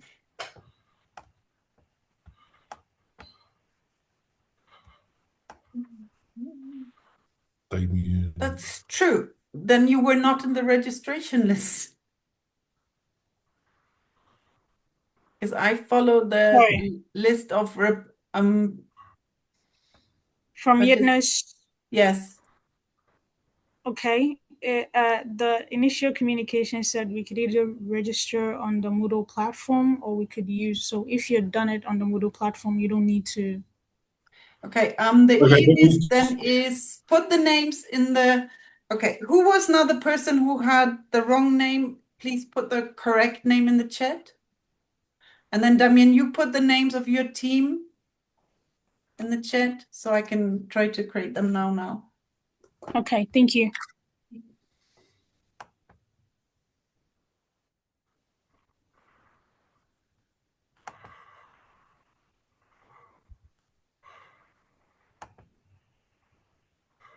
questions, comments from anyone? So Tsigareta, you want it as Tsigareta W. Michael, as it is. Yeah. That's very weird because the second name is not capitalized. Is that correct? Okay, let me write it again. Well done, Michael. I'll write it again. Sorry.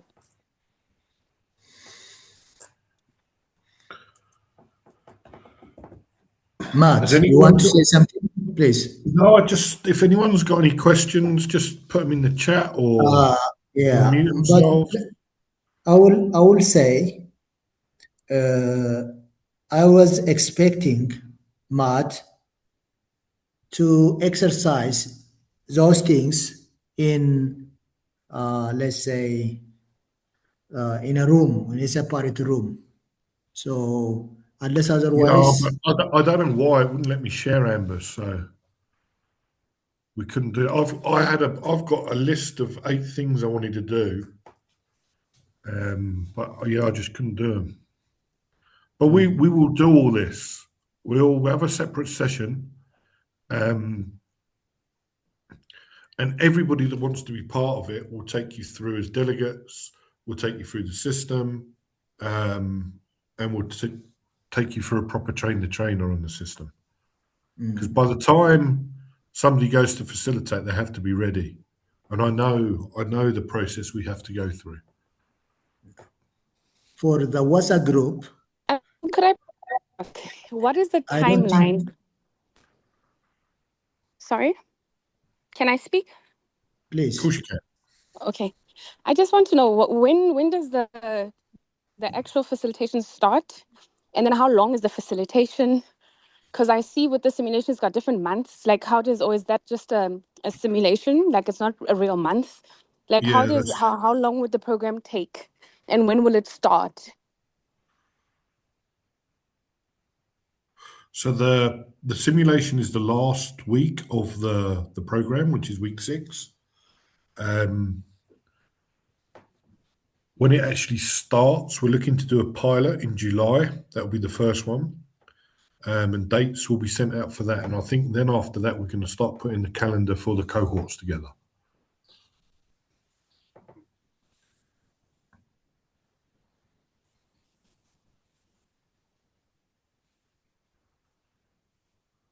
Any more question? Yep, I see one hand raised. I wanted to mention that the Zoom platform works differently on different devices, whether you have a cell phone or a laptop. And I know we're working with people from all kinds of backgrounds and stuff, but I was wondering, is the simulation user-friendly on all devices so they can all have an experience of making the decisions and participating on with it fully? Because when I was using my cell phone, I couldn't, I think it was yesterday or the day before, I couldn't really, when the screens were coming up, when Anya was sharing screens, I couldn't really use and use the chat platform properly. But then on the laptop, it's user friendly. I can get onto all the different tools and stuff easily. So I'm just maybe putting it out there that when you do approach the participants to emphasize devices that are more Zoom friendly, and so that they can have a better experience. Yep, thank you. Yeah, I appreciate that. Yeah. With the simulation, you can use that on any device. I think it's just the thing that limits you with the cell phone is your eyesight and age, as I find. So I don't find it very user friendly using a cell phone for the simulation. But youngsters tell me, they always say, we don't know what you're talking about because they can do it easily. But yeah, that's just an age thing for me. But yeah, I understand what you're saying.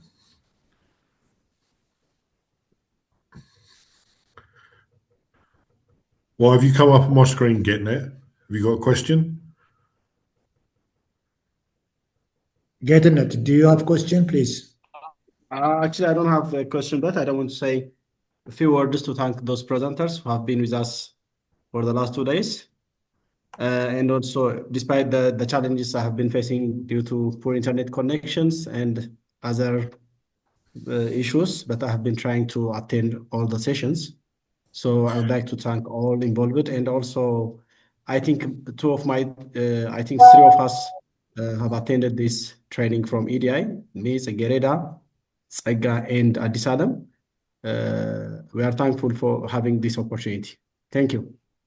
Getting it, can you stay on the line? Can you put your camera on? Sure. Yes. Can I just remind everyone to send me a video clip, please, of your experience? I did put it on the group. I did email you about it, so you should have my email address. I've also included my cell phone number if you would like to WhatsApp me your short video. So please don't forget to send me just a short video. Thank you. Thanks. Thank Corey you. interrupted me saying there, because Getting It has just got married. So Getting It, when we started, this was a single man, and now he's a married man. So congratulations, Getting It. Thank you, Matt. Congratulations. Yeah. Thank you. Wish you years of happiness. Thank you.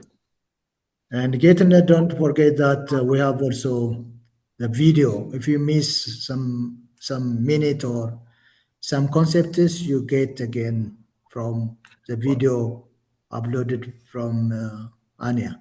But So, I think what Corley did say there is very important, that we do need some videos of feedback from people of the 3 days. I think Corley said about a minute, but 1 minute. If it's 30 seconds, 45 seconds, 1 minute 30 is fine. But please try and do them, because if you don't do them in the next few days, we all know we're not going to do them. So please, especially those in the consortium, if you can, just do some WhatsApp videos for Corley, please, for the dissemination, because, yeah, she has asked politely a few times. So please, if we can, commit to doing that for Corley. That would be very helpful.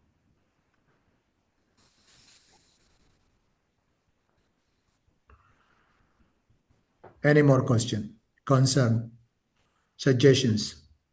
Addis Salem? Question? Yeah, just I have 2 questions. One is just concerning today's simulation technology. Actually, I've attended a 1-day workshop with Yitna, Ambas, and Truso at Hawassa University. And we have seen some exercises using the simulation tool. But just my concern is it needs repeated practice as well as a step-by-step guidance. Just to act as a facilitator, you have to know all the steps, all the processes, terminologies inside the tool. So I hope we can get a material or other session. Yeah, 100%. You've got my commitment. Don't stress. You have my commitment. We need extra practice on that since it's a tool. And the other question is concerning the video.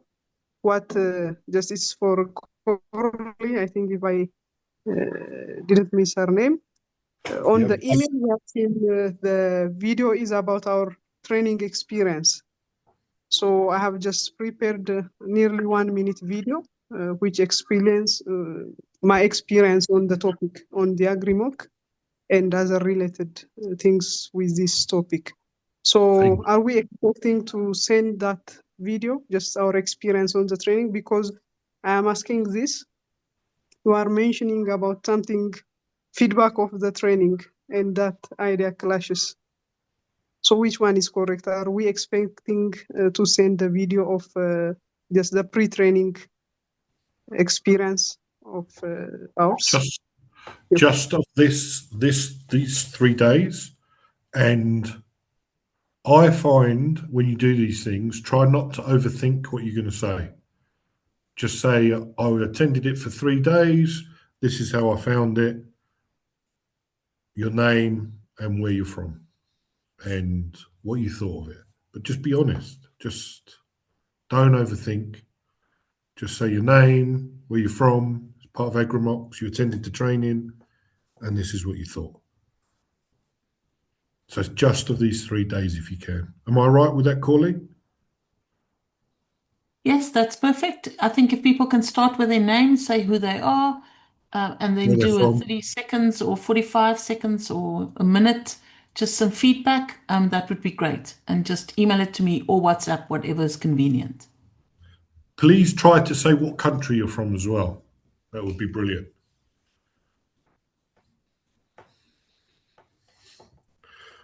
Okay.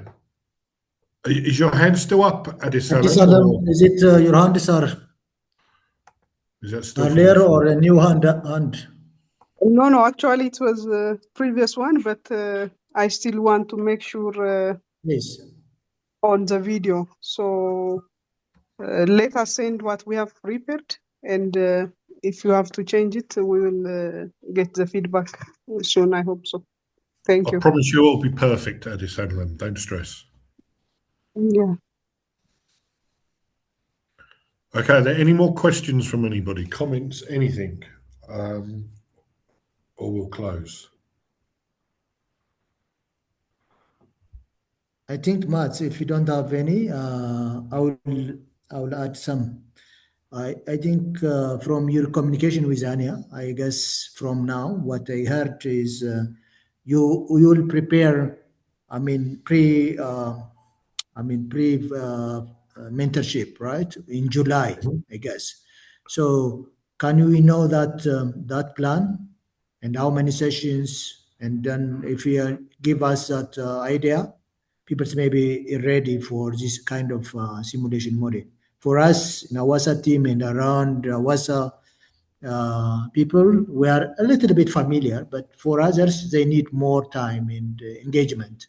So you could have a session which have a breakout session as well, breakout rooms and then so on and so forth. And for Anya, I guess the idea of breakout rooms, the application what we have is not allowed to set that kind of breakout rooms.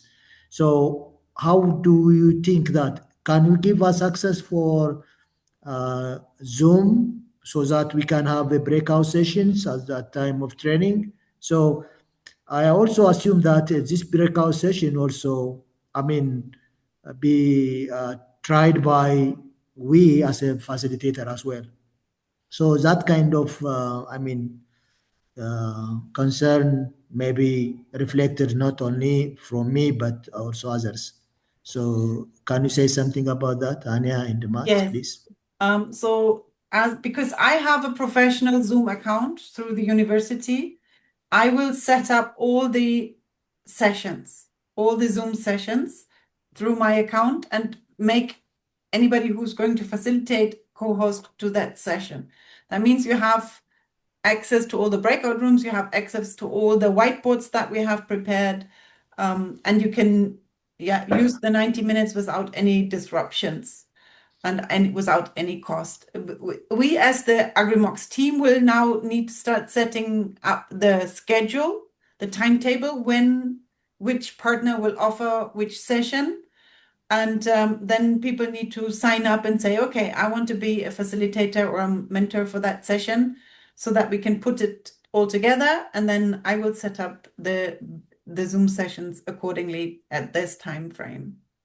and then you will have, like, it will all be the same link. It will always be the same link. I've just uploaded more certificates. Could you guys, Tiggereda, Damien, could you please check if everything is there that you need? I see Yaya has a question. Yeah. I struggle with right. yeah. Is Yeah, it yeah, right? that's right. Yeah. Oh, perfect. Okay. How are you? I'm good. How are you? Very well, thank you, mate. Okay. Yes, question. It's more of a suggestion for AgriMocks partner consortium members, especially the steering committee members. Is it possible for us to stay behind after everyone hangs up the call so that we might discuss a little bit of the e-internship? It was a question raised by Anbes. So Yeah, I can stay on for another 40 minutes, no problem. Same here. So, is there any more question? Otherwise, we should conclude the session, and some of the one which are requested is steering committee will remain with on intact here. Otherwise, we want to close this session. If you don't have any question, if you have question, but let us entertain now. If any question, any remaining suggestions, concerns, any I just want to clarification say you thank want. you from my side, Ambus and Anya, for today, and everybody else. I still have the question, is anybody in this room here now lacking the certificate? No, I got mine. If you haven't been able to Yeah, download sorry. this. One more person from my team, Sarah, wasn't there. Okay, let me see. I just had a title that needed to be changed, but I did send you an email with the certificate. You needed what to be changed?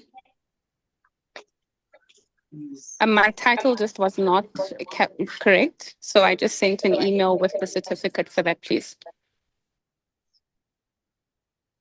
Oh, I have to go.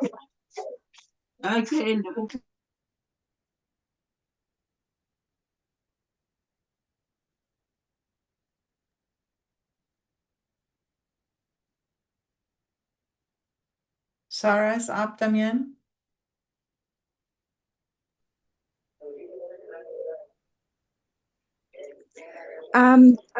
Please can my certificate be emailed? Guys, I am not a copy machine.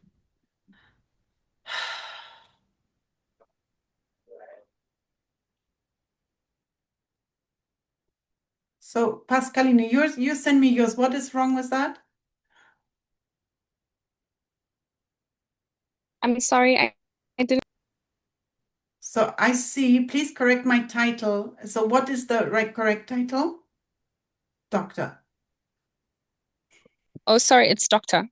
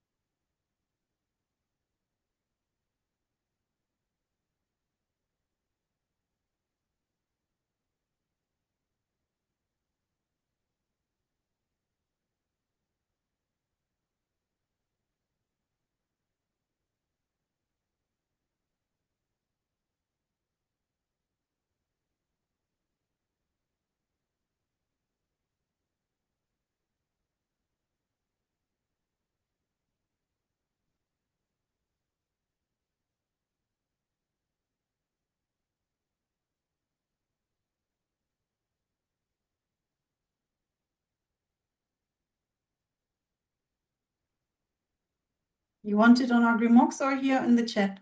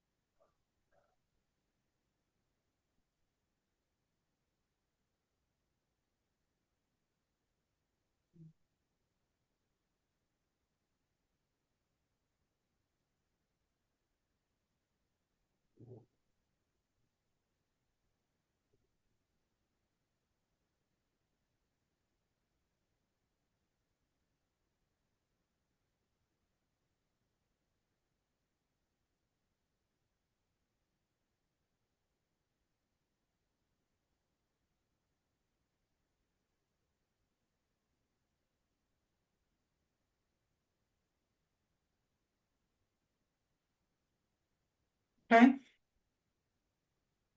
So who else needed another title?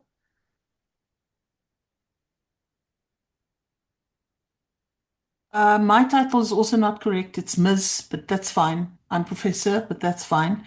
I'm missing a Pilani certificate, but I will email you about it. Thank you. Pilani? Yeah.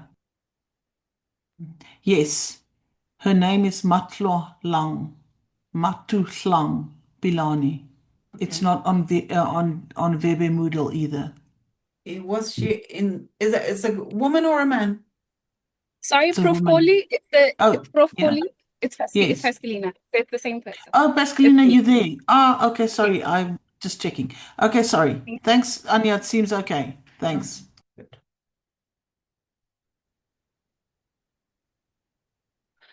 So this is something that, because our students will be able to download their certificates from the Moodle once they have finished the course. So this is something we also need to advise them on, that they enter their name in the way they want it to appear on their certificate. Because they will not be able to change it later, and none of us wants to go and do it by hand like I did right now, because that's actually quite a procedure. It's not like just changing a word on a Word document, because these are certificates. So that's a bit difficult. So we need to tell them from the beginning, make sure you give us your name, your title, whatever, in the way it should appear on the certificate. Because then the system will automate it. Right. Any further question, concern, feedback? If you don't have any, so again, the steering committee will remain, and others can go out or can leave us, actually. All right, then let's say proper goodbye to Bye everybody who bye. was here. See you in July, probably in Good having July. you. We hope you enjoyed the training. Don't you have a group photo? We did earlier, remember? Okay, great. Or were you not there? Yeah. So I'm the delegate, so I have an opportunity to continue, right? Otherwise, I should leave. I am act as the training committee. No, I mean, look, you're fine. You're fine to stay on. I mean, because Havassa's part of the steering committee Sometimes we have more than two people. If you want to stay, you can stay. If you don't have to. It's fine. Can I leave? Yes.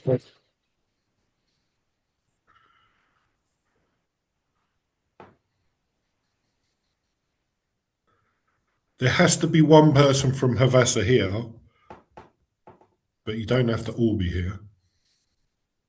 No problem. I will stay here. I'm acting as moderator for today. I will remain and. You've just been promoted, Ambus. Yeah. Okay, thank you all for your time. Thank you very much. Thank you. Thank you, Adis. See you in July. Okay, thank you. Bye-bye. Bye-bye. Thanks for attending.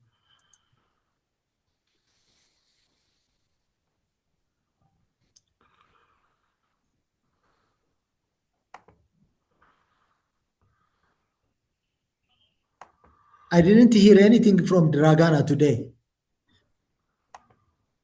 Neither. But I saw her face. So you don't want to see me as a chairperson, as Matt says that today I'm presenting. So many people are ask permission. Did you say that, Matt? I don't understand what you mean by. I think, Ambus, what it is everybody was just blown away with your performance. It was so good. Everyone was We love you. speechless. You know that we love you, We love Matt. you. No, we love you, We love Ambus. you, Matt. And Ethan, I know that he love you so much. Okay. I told you to keep that quiet because my wife might be able to hear. Is anybody here not part of the steering committee? Who do we have? Is Ancient? Ancient? I don't. Anisette is here on behalf of no, she's with Usman and he is with Usman. And I've got a Are you Sega. both here? Sega, is that Cigaretta? I don't know. Oh, is that Cigaretta? Okay. Sega, is that Cigaretta? I think I have seen Gatenat. Gatenat live now. Why is so? So Gerada, I can't see Gerada as well.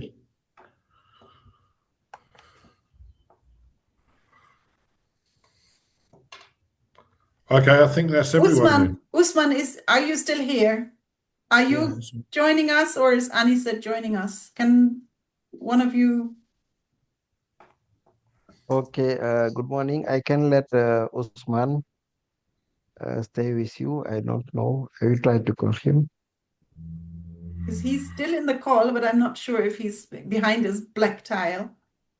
Okay, I will call him.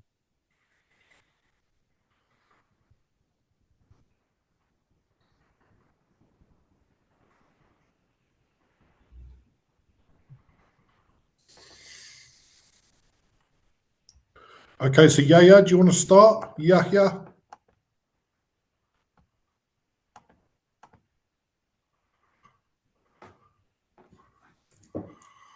Yeah, I wanted to discuss about the message Andrea sent in the group this morning because we actually need to discuss the calendar for the internship kickoff.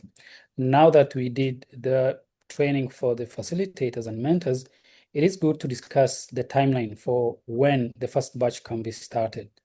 And the registration form is ready as well as the CDE materials. So what we just need is to agree on where. First, let's assuming that we'll be starting it in 2 weeks. The participants, are they going to use the Weeby model or another channel to access these MOOCs?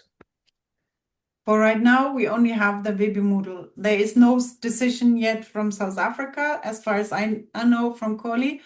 And the lady I've been working with was making this into an app. She's also not very well at the moment. She hasn't gotten much further. So I will see. Yeah, on my side, it's also really slow moving. We're now moving to D2L Brightspace, which is the new teaching platform. And I have had so many meetings with them, but we're not making much progress. It's not that I'm not following up or meeting with them, or I follow up via email and I'm just being ignored, or They don't pitch for meetings. It's just been so frustrating. So I don't know if we're going to get joy with D2L Brightspace. Okay. Thanks for trying though, Corley.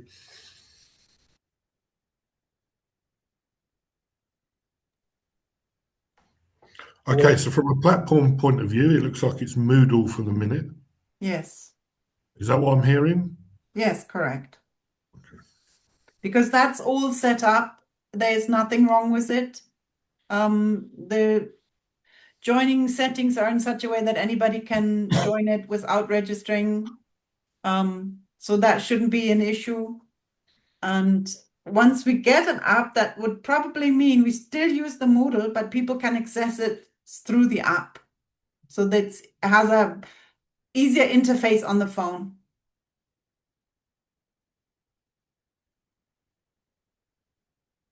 And there was one other thing. Yitna said if he tries to do the H5 piece through the Zoom app, no, not Zoom app, through the Moodle app. So he has downloaded the Moodle app. He cannot access it. And our IT people said that is correct. They should not join through the Moodle app. They should just join through the browser.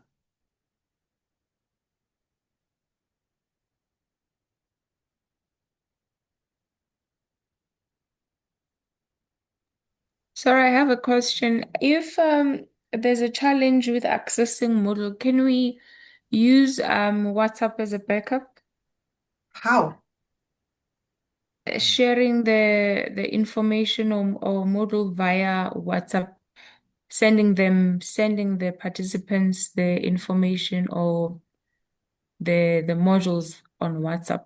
The link we can send, but the modules themselves we cannot send because they H5Ps, they won't run on WhatsApp. They only run on Moodle. Okay, so that's So the the only thing that we option can there. share is the link to the Moodle, so we can say like this week, this is where The you need link. to go. Yes, but the material itself cannot be shared on WhatsApp. All right. Okay.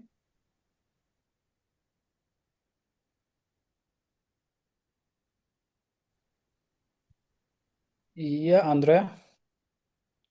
I think Damien raised the hand first, but whatever.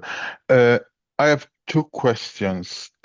First, first one comment, because I also think that using WhatsApp is a good idea because it's a much more direct way to communicate with the participants, because waiting for the notification email from Moodle and then having to read the email and then go on Moodle, I think it can be a little bit complicated for many. My second question is, are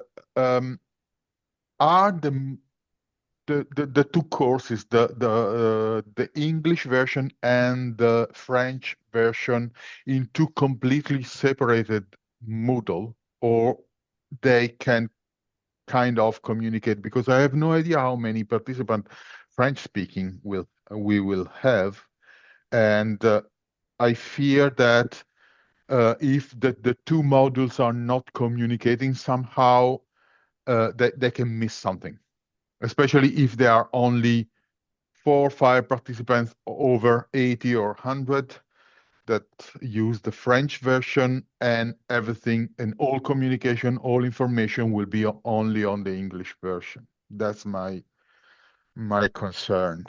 Maybe I'm wrong, maybe everything will go fine, but yeah. So the decision to keep them separate was made because otherwise we would have all of them in one course, which would be very confusing because people would not know like what is double, what is what. So that's why we decided to keep them separate. Because we cannot hide the English part for the French speakers and the French part for the English speakers. It's not possible. So what I think, the person who's facilitating a cohort will be in charge of putting the messages out either on WhatsApp or on the Moodle announcements. And if that is the French-speaking facilitator, that person needs to do it on the French platform. And if it's the English-speaking facilitator, that person needs to do it on the English platform. So it will be part of the like responsibility of the facilitator also to send out messages, reminders, links, whatever. Right. I'm not really familiar with Moodle, but can the module They cannot communicate with part? each other. Okay, No, so they cannot. like the announcement can be also sent in English to the French speaker so they can translate, but at least they know there is an announcement. No, that is I can okay. copy over, but that is quite a procedure. It's Yeah, not I cannot automate it. I imagine. Thank you.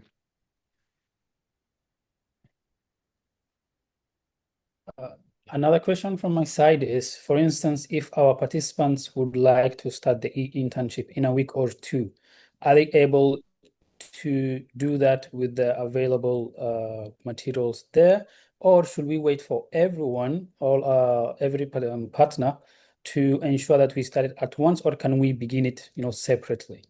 I think if you want to start in a week, then we need to set the kickoff meeting for the first cohort in a week. I think they cannot start without the kickoff meeting. They will need an official opening of the course, of the cohort. They will need an introduction to the course, what is expected of them, an introduction to the digital tools, the format, maybe some of the facilitators. And once we have a kickoff meeting, then they are more independent in choosing the rhythm in which they want to proceed.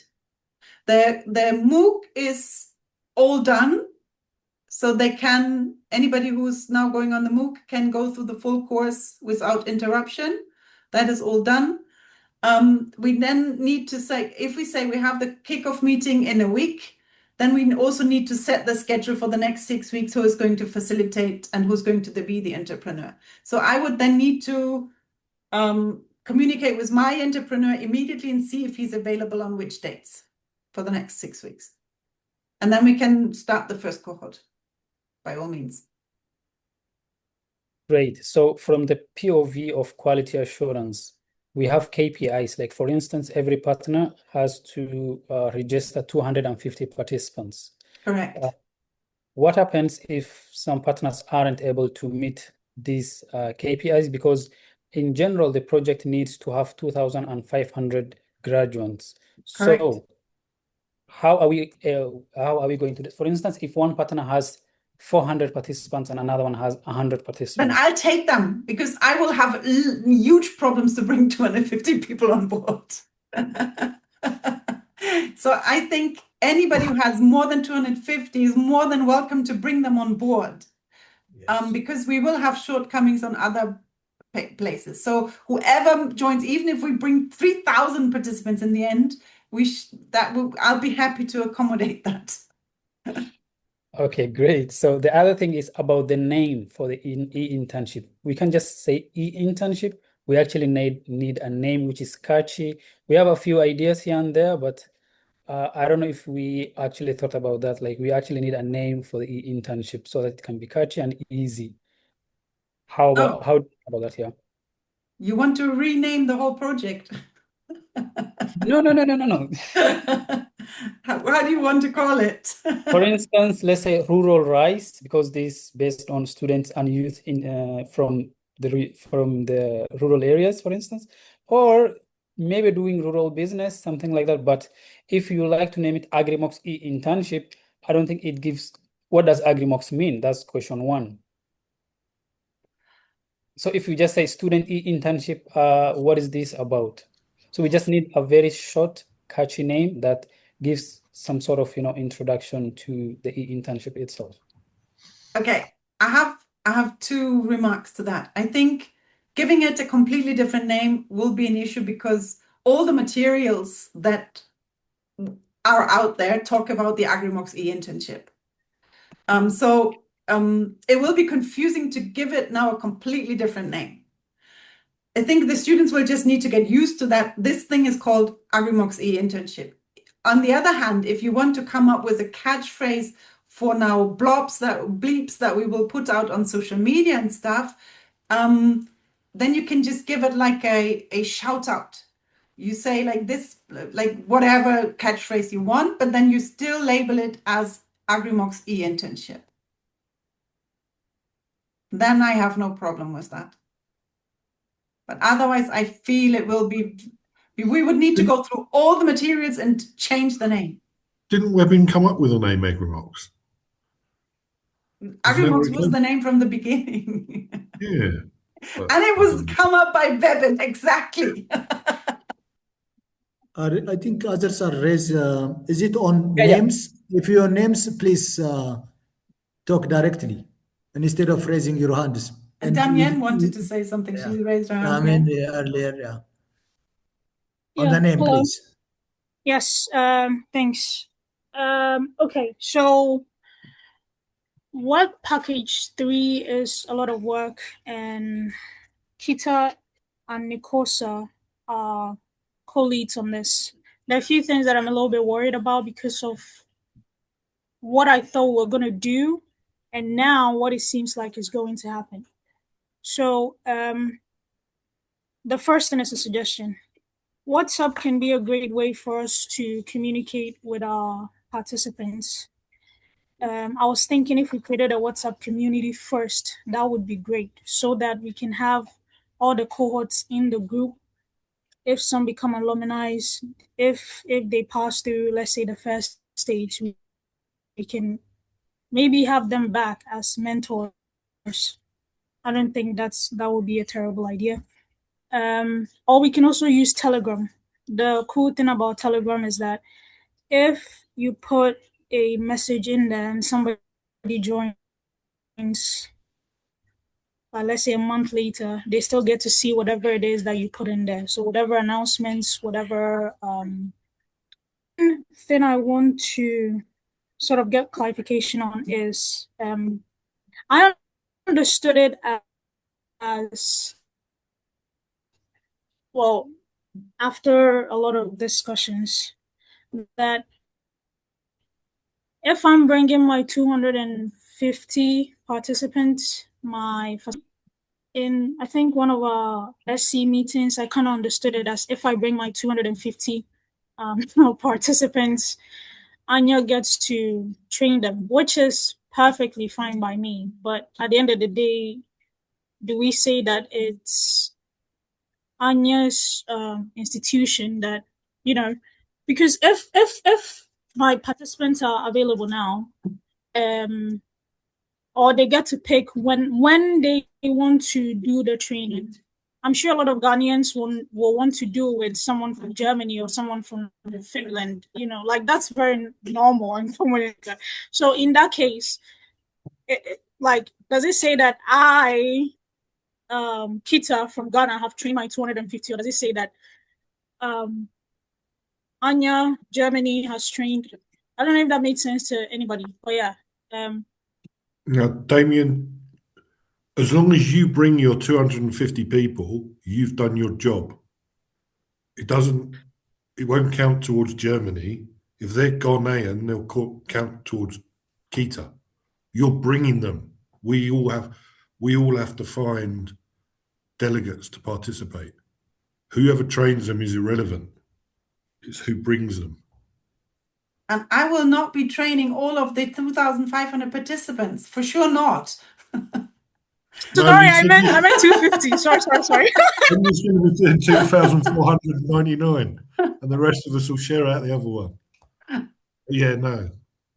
And so, Damien, as I see it happen right now, because I also try to wrap my head around, like, how can we logistically do it? And the easiest is really going to be that whoever is going to facilitate needs to put their times and dates into the timetable that we need to come up with.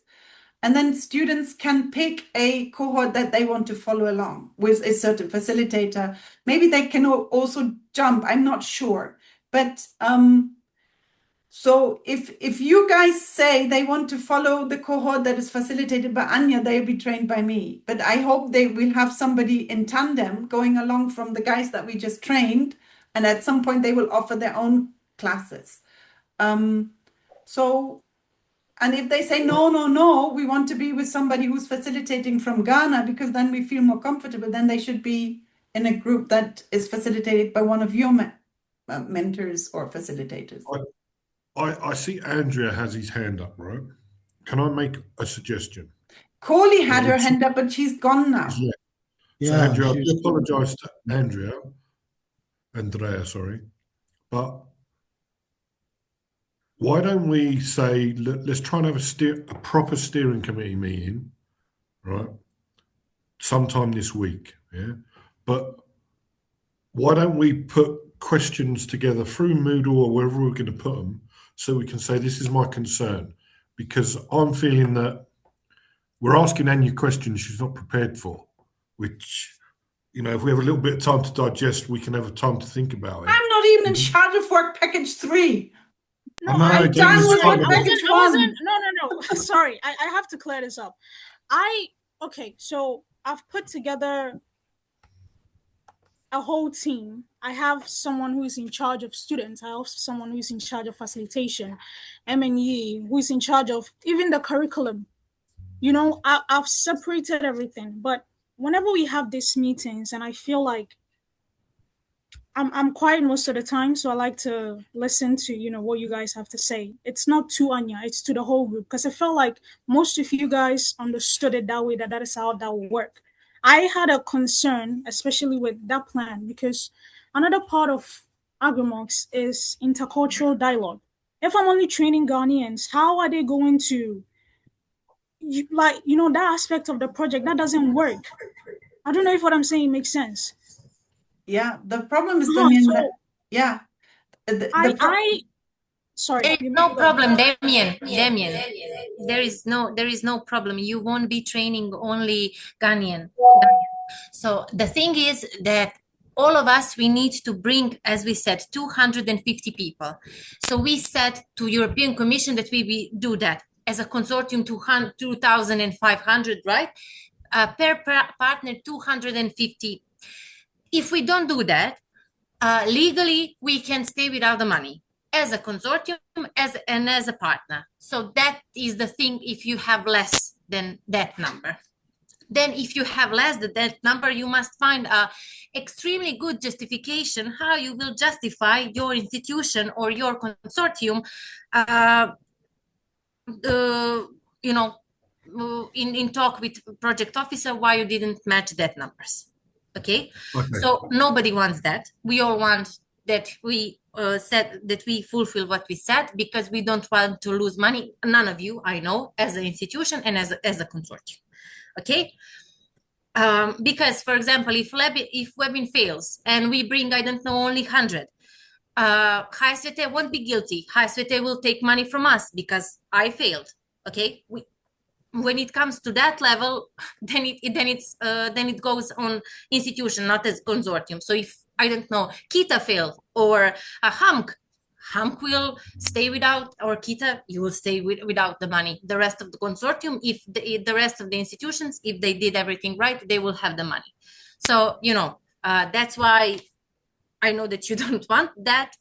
That's why we need to protect first our institutions. That means then we need to protect our consortium and our project, because if I fulfill that, but you fail, again, our project will be evaluated badly, and, I have the money, but I have poorly evaluated the project, and,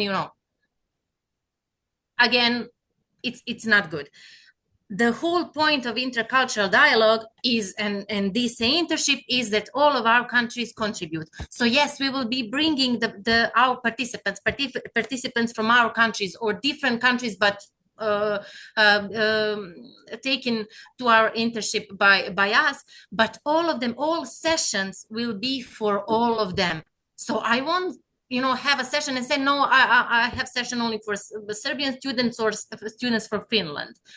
All of them, everything will be open to them during those weeks, and they can choose, or they can go and listen what they want without any kind of problem. So we will have all of our students on all of our sessions without any kind of problems or anything else. So yeah, you don't have worries, Damien. Probably we miscommunicated something. Don't worry. Of course, the Ghana students for Ghana, your participants from Ghana will be on sessions with other with participants from other countries. I mean, that's the whole point of this internship. If we put it like that, we have sessions, separate sessions for just participants from one country, then we are, not doing this right, and why nobody wants that. So like, don't worry. I mean, there's also because there's scheduled like an intercultural exchange separate session in halfway through. So if somebody needs to, so if we find that there's some participants who just keep to themselves and haven't been mixing with other participants, this is an opportunity to bring them into the bigger picture and to also stress that importance of learning from other cultures, learning from people from other countries, having the opportunity to exchange and meet others, to just impress that on them again, and to encourage them to join maybe sessions where there's more people from another country present. So, but I mean, it's up to us to mobilize participants for each cohort and to bring them into those groups so that there's not just participants from Serbia in the first week, something like that. Just to double check, so I don't have my hand up. It's 2,500 for the program, not for the first cohort. Sure. I'm just double checking. Yes. I'm just double checking. So over the next 1.5 years, basically. 2,500 per consortium member per cohort. Yes, but there is nowhere in the proposal that is 250 per consortium member. It's open for 2,500 participants in total. So I would say on that, Andrea, right? I'm pretty confident we can get quite high numbers in South Africa. Yeah, I don't want to say we'll fill the thing or anything like that, but I'm confident we can get high numbers. Yes. Yeah. So I know everybody's stressed about hitting the 2,500, but I think we can kind of like alleviate that, and that's why I'm trying to say if we have one later in the week, because I don't want to commit to anything or say anything right now, and everyone say, "Oh, Matt said." Yeah. But I strongly support this idea to have a meeting, because I have a series of questions that I'm not going to ask now, because we are already on the edge, and I don't want to ask other question. To be that guy, because since this morning and yesterday, sorry. But seriously, I think we can give ourselves a deadline for tomorrow to ask some question each other, and then organize a meeting so we can gather also some answer, because I think most of us have to answer a few questions, and but I can just quickly, because every partner has, when we put together the proposal, every partner has raised their hands and given a number. I know that HAMC has given a smaller number than 250, and others have given higher numbers. But I'm also confident that some of the African partners will be able to bring more people on board, while European partners might have really problems to fill the numbers that we've promised. And I hope that as a consortium, we just can fill up the big bucket of 2,500 participants at the end. Guys, I'm really sorry, but I have to go now. So I'll send my questions out, and just let me know, okay? But before that, when you if you are preparing your questions, I'm that bad person, Andrea, instead of you. So in the grant agreement, you will find the numbers. It's there. That scary long document that we always forget to check. So numbers are there. And also regarding some questions before, Yeah, Damian, I know I hate that grant agreement, but we must rely on it. And also maybe some of your questions are already discussed. So you can check. Anya was very kind to provide the meeting minutes from, I think, our last steering committee meeting, which was very important. So you can also check there, and maybe some of the questions are already answered. Okay, cool. All right, guys. So Thank when you. do we meet? When is the next meeting to finalize this discussion? Friday? Friday's Sorry, good with me. I can't do Friday, and my boss won't attend on Friday, and I have a lot to say or Guys, I'm ask. really sorry. Just let me know and I'll be there. Okay. What about Thursday? Thursday, I can't make Thursday. Damn. No, Thursday. Let's create a doodle or maybe on the WhatsApp some sort of poll where we can Alright. vote. Yeah. Sure. Thanks, guys. Anya, you're muted. Also because You see, Thursday, like Hello. tomorrow.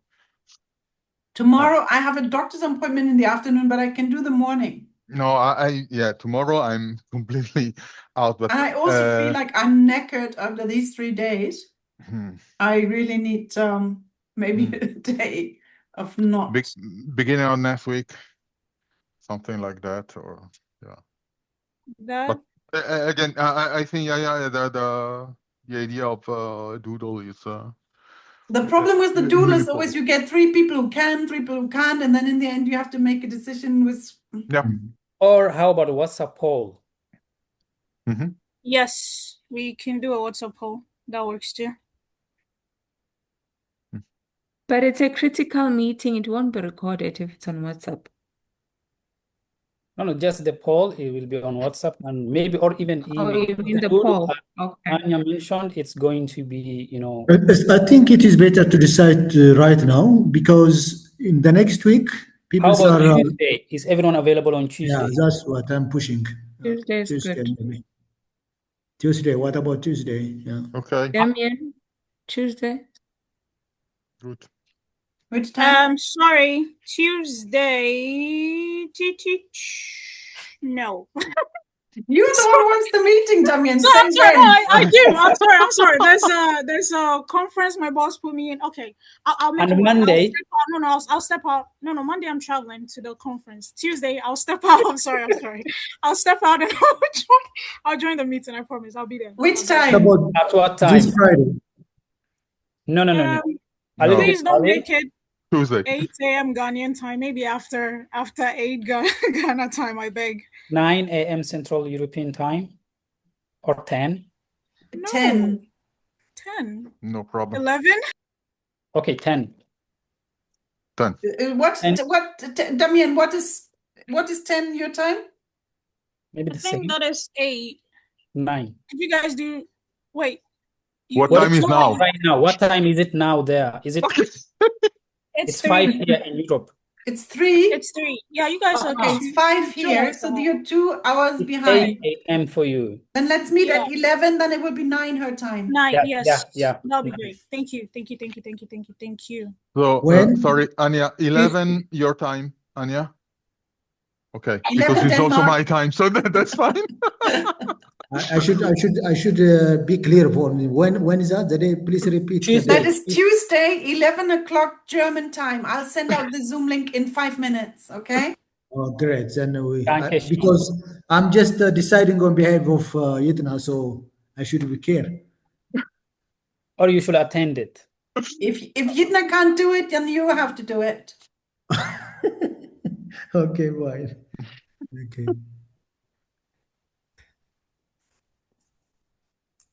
Tuesday 16th, 11 o'clock. Yeah, let's see the link, please. It's my usual one. But I'm going to put in the chat right now.